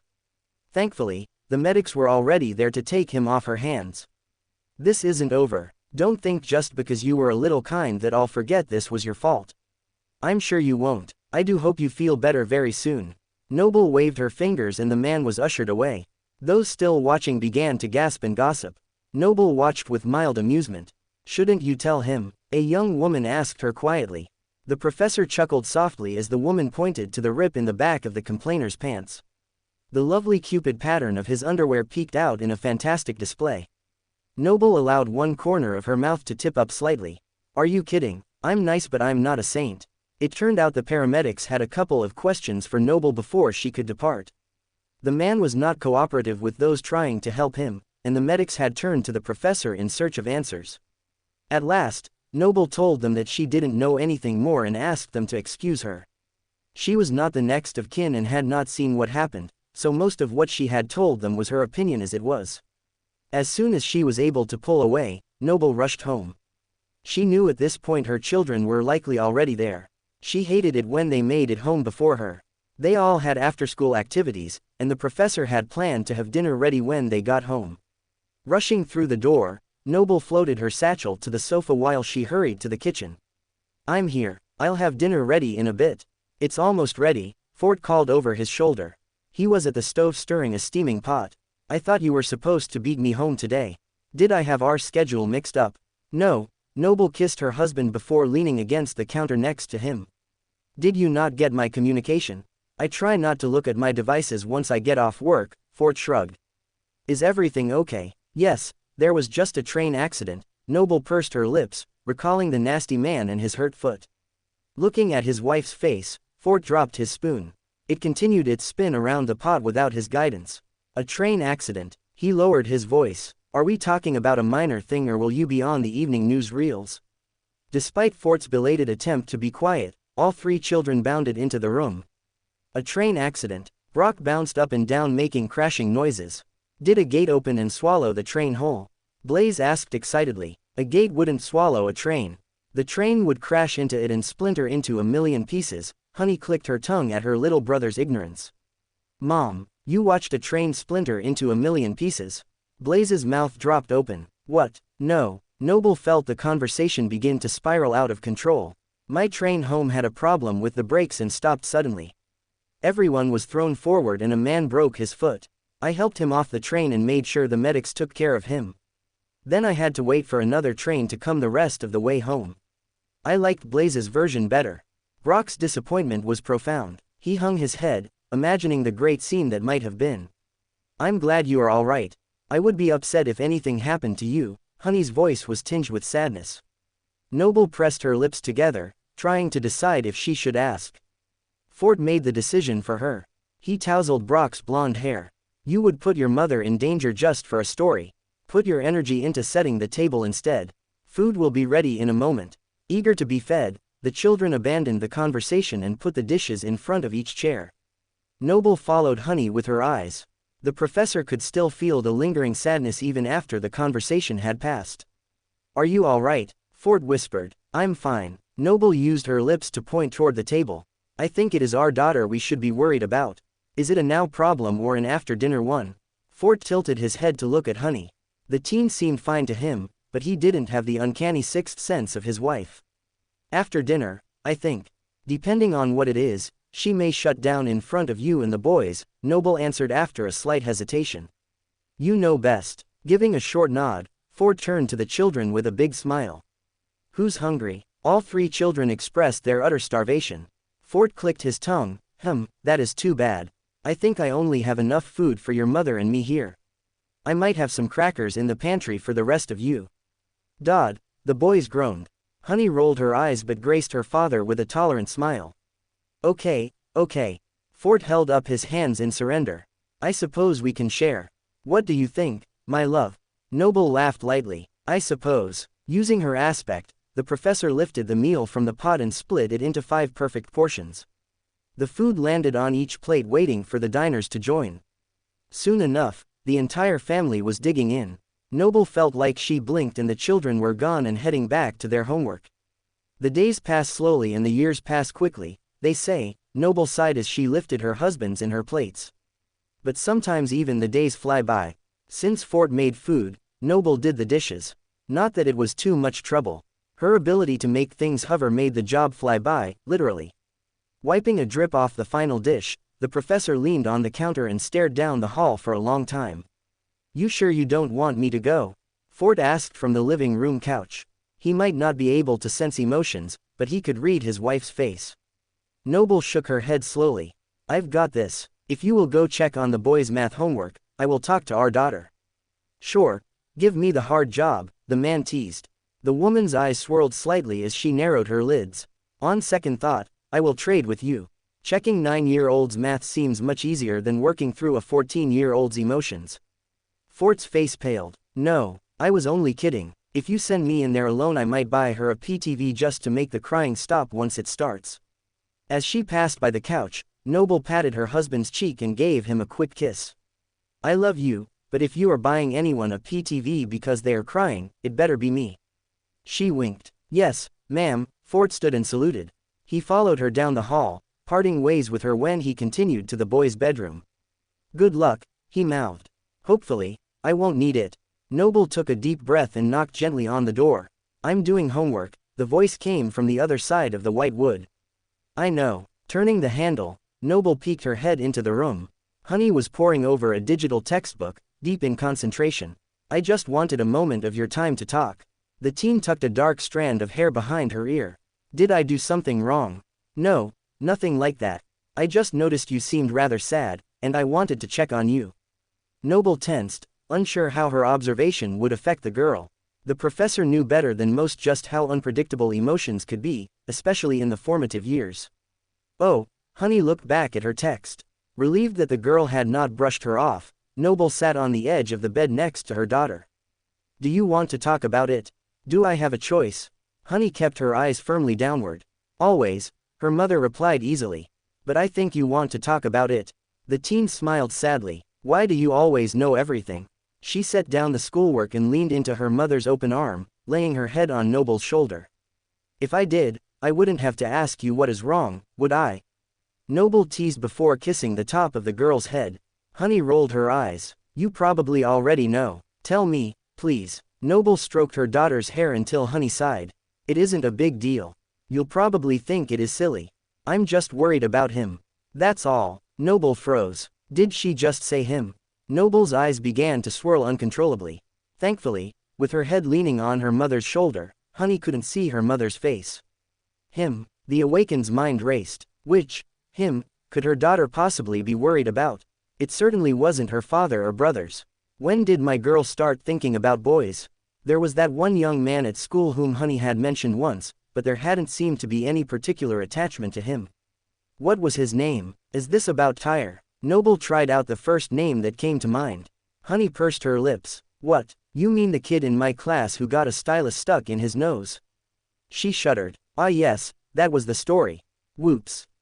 Well, you said you were worried about someone, and if you push one of those far enough into your head it is sure to do brain damage. Noble hedged. Thankfully, the teen was so absorbed in her own thoughts that she didn't seem to be bothered by her mother's explanation. Honey sighed. I'm not worried about that fool. Then tell me what worries you. The professor went back to stroking the girl's hair. While they had fun together, it had been a long time since they had sat down and talked about life. It seemed that Honey had missed that time as well, for she relaxed and all but her deepest worry dissipated. I am worried about my tutor. The teen caused a flurry of emotion in her mother. Thank goodness it isn't a boy. Your combat tutor, Noble wanted to clarify. While Honey didn't have any other paid tutors, there were possibly free ones at school about which she wasn't aware. Yeah, him. Honey's sadness came back in full force. Did something happen to him? Noble tried to keep the unsettling feeling at bay until she had more information. A child worrying for an adult was cause for concern. I don't know if anything happened. He went on a trip in the dream realm and hasn't returned yet. It's been weeks. Honey's voice cracked on the final works. Noble squeezed her arm. Ah, so that is the problem, the professor relaxed. Awakened often disappear for long periods without explanation. There is usually no reason to panic. I am sure he will return as soon as he desires. Depending on where he is, it is easy to lose track of time. The words did not settle the dark-haired teen. Noble felt a droplet of water fall onto her arm as Honey wiped away her tears. The child held in a silent sob. Hugging Honey tightly, Noble's heart ached. Sweet girl, why the tears? I am sure he is fine. I can even have your father check in on your tutor's status and put out my own inquiries if you are this worried. Will you disappear like he did? Honey's innocent eyes suddenly pulled back to look her mother full in the face. Noble stopped the swirling of her irises just in time. Have I ever done that? The woman turned the question back on her daughter. No, Honey admitted. I am not the adventuring type, and I have no interest in the dream realm's pull. I spend only the amount of time I have to in the other world and not a moment longer. This life with you, your brothers and your father, the last word brought a smile to Noble's face. This is the life I choose. There is nothing that could tempt me into changing my mind. What if someone offered you a large sum to do a dangerous mission in the dream realm? Honey persisted. Who needs money when I can help you with your... Noble peeked over to the datapad. History homework. The professor's smile faded when she saw Honey's earnest expression. As much as it is in my control, I will be here in this world with you. Always. I love you. Honey reached up and wrapped her arms around her mother's neck. I love you too. Noble held her daughter. They sat on the bed like that for a long time. Tears streamed down both faces. Finally, Honey pulled away and wiped at her face. I feel better, she said. I don't. Noble looked seriously at her child. You have been weeks without a combat trainer and didn't bother to tell me. The teen could see a hint of playfulness in her mother's expression. I was afraid you would find me a new tutor while I waited, she answered sheepishly. Noble waved her pointer finger. You bet I will. You don't want to lose all your skills while your regular tutor is out lollygagging on vacation. You need to hone them so that when the lazy bum returns, you can beat his awakened rear into next Tuesday. Mom, Honey took her pillow and buried her face in it. Too much. It was the rear part that got me, wasn't it? The professor cocked her head to one side. The girl shook her head. Her mother really tried too hard sometimes. Noble pulled the pillow from her daughter's face and tossed it back to the head of the bed. I was serious about the trainer part. If you don't want me to hire one then I could. No, I don't want to take up your valuable time, Mom. Yeah, if we have the money, we can hire another tutor just to fill the gap. I rather like the idea of gaining a new trick or two in my arsenal for the future. Noble nodded. The floating awakened had pulled from many different styles herself. Perhaps this was a blessing in disguise. I'll look for someone suitable in the morning. Thanks, Mom. Honey hugged her mother once more. For everything, but especially for being here. Anything for you, baby. Truly. Noble would go to the end of the world, 2 worlds, for her family. And, Honey hesitated, I appreciate you not using your ability on me. I know you said it isn't easy to see me sad. Most parents can't do anything about their kids' emotions but you can. It did take a great amount of restraint by Noble not to manage her children's feelings for them. It would have been convenient but not healthy. I would not intentionally do that without your permission. Now, I know you turned me down for combat training, but would you like any homework help? Honey reached for her datapad. I don't know that I need any help, but I wouldn't mind the company. There was a fragility in the girl's voice that melted Noble's heart. You want me to sit here and watch you do your work? Yes, Honey chewed her lip. Is that all right? Noble patted the girl's shoulder gently. Let me get us both some tea, and I'll be here as long as you need. Fort turned off the news when he saw his wife come out of the hall. I was beginning to think you'd never return, he said with a small smile. I waited with her until she fell asleep. Sometimes she acts so mature that I forget she needs me. Her tutor's absence got her worrying about abandonment. Noble explained as she took a spot next to her spouse. Heavy topic. Ford wasn't sure how else to respond. I'm glad you were there for her. Me too. How are the boys? Noble realized she hadn't kissed them goodnight. Sleeping soundly. I told them you would read them 2 bedtime stories tomorrow night. Fort winked. Thanks. The lady relaxed a little. Then she sighed. Leaning over to the edge of the couch, Noble grabbed her satchel. When she opened it, Fort's eyes opened wide. What are you doing with that? The deputy director snatched the papers from his wife's hands and looked at them in disbelief. Are these what I think they are? If you think they are some of my father's pages from his life's work, then, yes, that is exactly what they are. Noble gently pried back each of her husband's fingers until she could retrieve them. Thanks to a meeting today, I didn't get as much done as I would like. I told Sarai that I would need a rain check for dueling tonight. I am going to try to catch up so that Manager Wayland doesn't hound me about it tomorrow. But, Fort stuttered, still trying to process what he was looking at. You are not supposed to bring any of those top-secret documents from the building. The blonde man looked like he might have a stroke. Relax. These were in our house already before the government confiscated them. And, more importantly, I got permission from the Chancellor to bring a copy of a limited number of pages home to work on this evening. I will return them tomorrow when I go into the office. Or I suppose I could return them with you, Deputy Director, if you think I can trust you. Noble thumbed through the pages and showed the order of permission she had been given. Ford relaxed into the couch cushions. I'm sorry for doubting you. I would prefer you question me than have it weighing on your conscience. You are a good man. Noble leaned her back against her husband. You can keep watching the news, I will try not to disturb you. I'd rather talk with you. Is there something I can do to help? Fort sighed contentedly, very glad to feel the warmth of his wife against him. What is your clearance again? Noble peeked up at her husband to see him roll his eyes. Ah, so that's where Honey gets it from. Fort graced her with a long-suffering look. You know I looked at all those pages before you did. I know, I was only teasing. Noble kissed her husband's cheek and his face softened. Fort pulled her close. So what is contained in today's pages? The deputy director read all the translated transcripts, both because of his curiosity about his departed father-in-law and as a natural part of his job. Although he could have let one of his subordinates scan and give him the highlights, he felt somewhat responsible for what was contained inside. If there was an answer lying within, he wanted to help find it. It's mostly a bunch of data points from the gates leading up to the Category 5 gate that demolished North America. The meeting I was in today, one of the men there pointed to the strangeness of the data he was getting on the gates. I wanted to expedite what I have here from the last disaster to give him something to compare it to.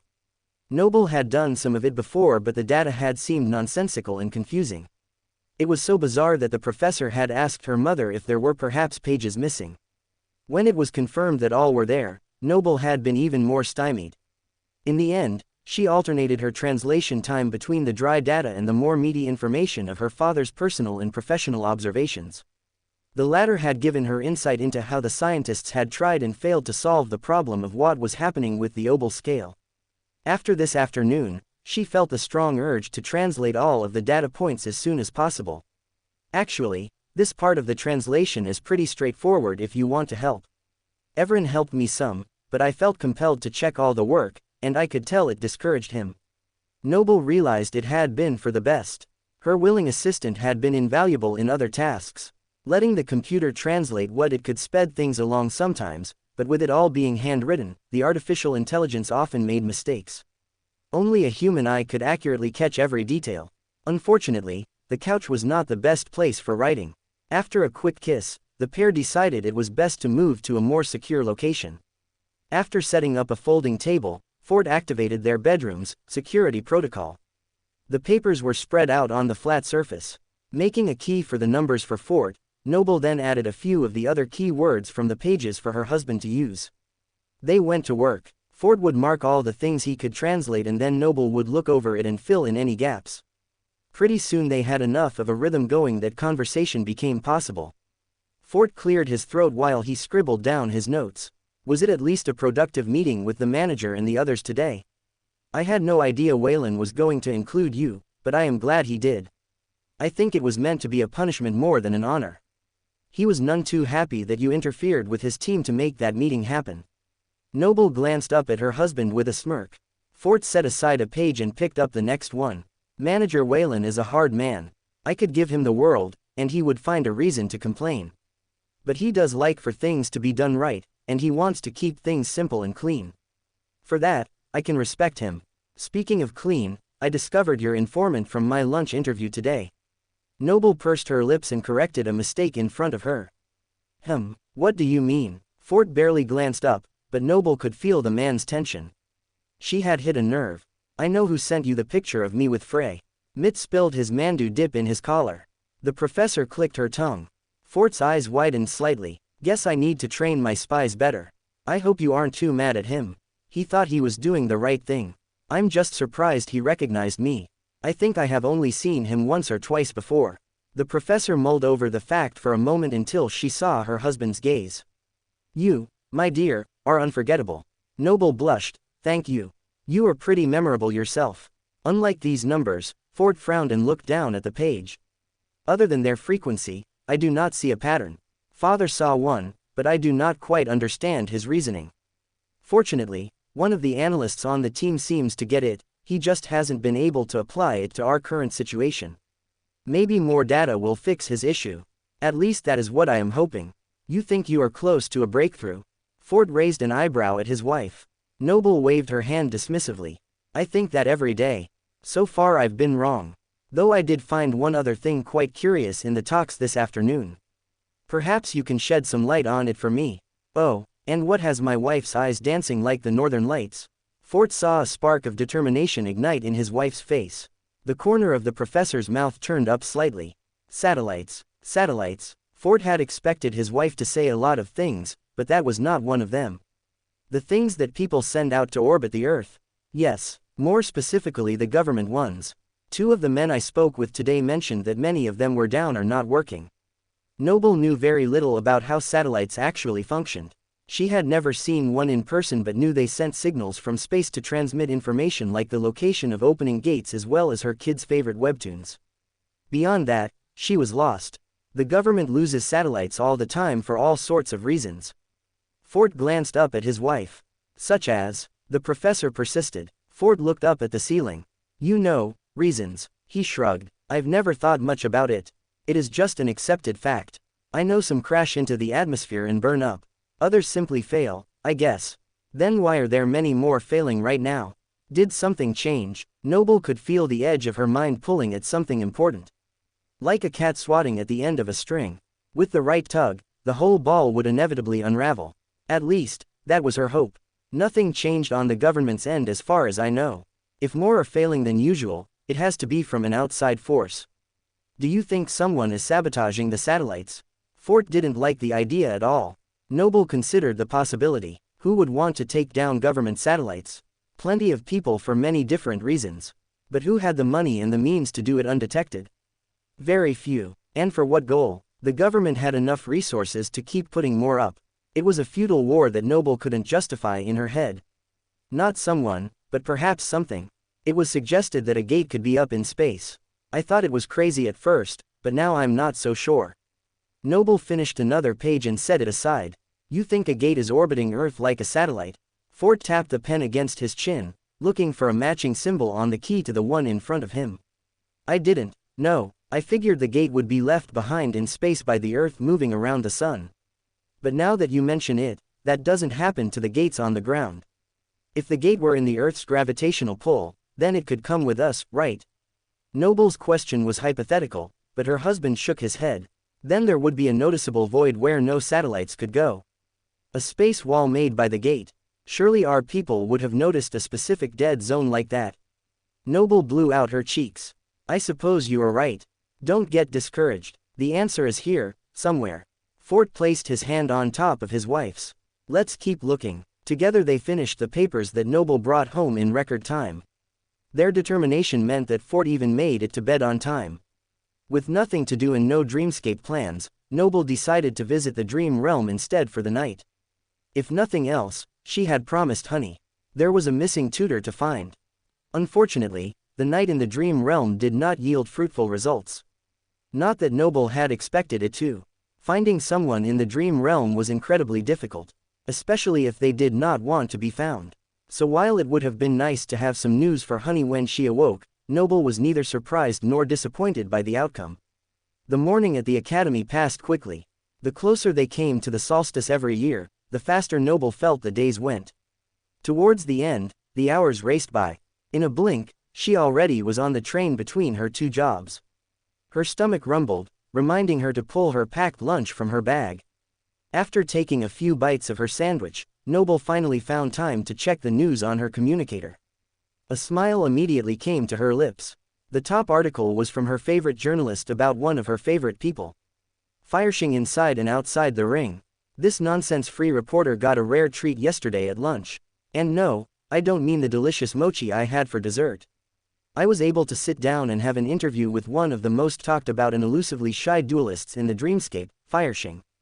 Best known for her skill with a spear, the fearsome fiery fighter is as graceful and demure in person as she is on the battlefield. I found myself in awe of her presence. She was in disguise to keep others from recognizing her, but there was no hiding the burning passion in her eyes. Fanfiction gave me the juicy details of her new venture in the Dreamscape, her partnership with Queen Bee. The article went on to detail Sarai's answers to Fry's questions as well as his impressions. He implied that Queen Bee and Fanfiction had a very close personal relationship. Sarai said she approached Queen Bee. If he combed through Dreamscape footage to see we had not met recently before our partnership, then he naturally would assume we met in person. Noble could not refute Fry's words. They were quite close. The professor read to the end of the article with a huge smile plastered on her face. Those who know Fanfiction list her heart as her defining characteristic. I want to be more like her, one friend said. After getting to know this duelist outside the arena, I must agree. I would take it a step further and say that we all should strive to be more like the woman who sat across from me today. Fanfiction is a rising star both inside and outside of the arena. Bravo! Noble clicked her communicator to send her friend a congratulatory message. Saw the article. Frey couldn't have been more accurate if he tried. You are so famous. Can I get your autograph? Then, stuffing the last of her sandwich in her mouth, the professor exited at her stop. Praised was at the gate. Noble flashed her badge, and the gatekeeper saluted. A solution is sometimes the beginning of a bigger problem, she told the professor with a bright smile. As usual, your strange sayings leave me both unsettled and confused, Noble waved as she passed the gatehouse. Praised nodded, happy to help. How do I even respond to that? Noble decided the best response was none at all. Anyway, she didn't have time to converse. If she got into a discussion, she would most certainly be late. The one thing she wanted to avoid today was any reason for Waylon to be upset. And being late 2 days in a row would be the epitome of sins in his eyes. Just the thought made Noble quicken her pace.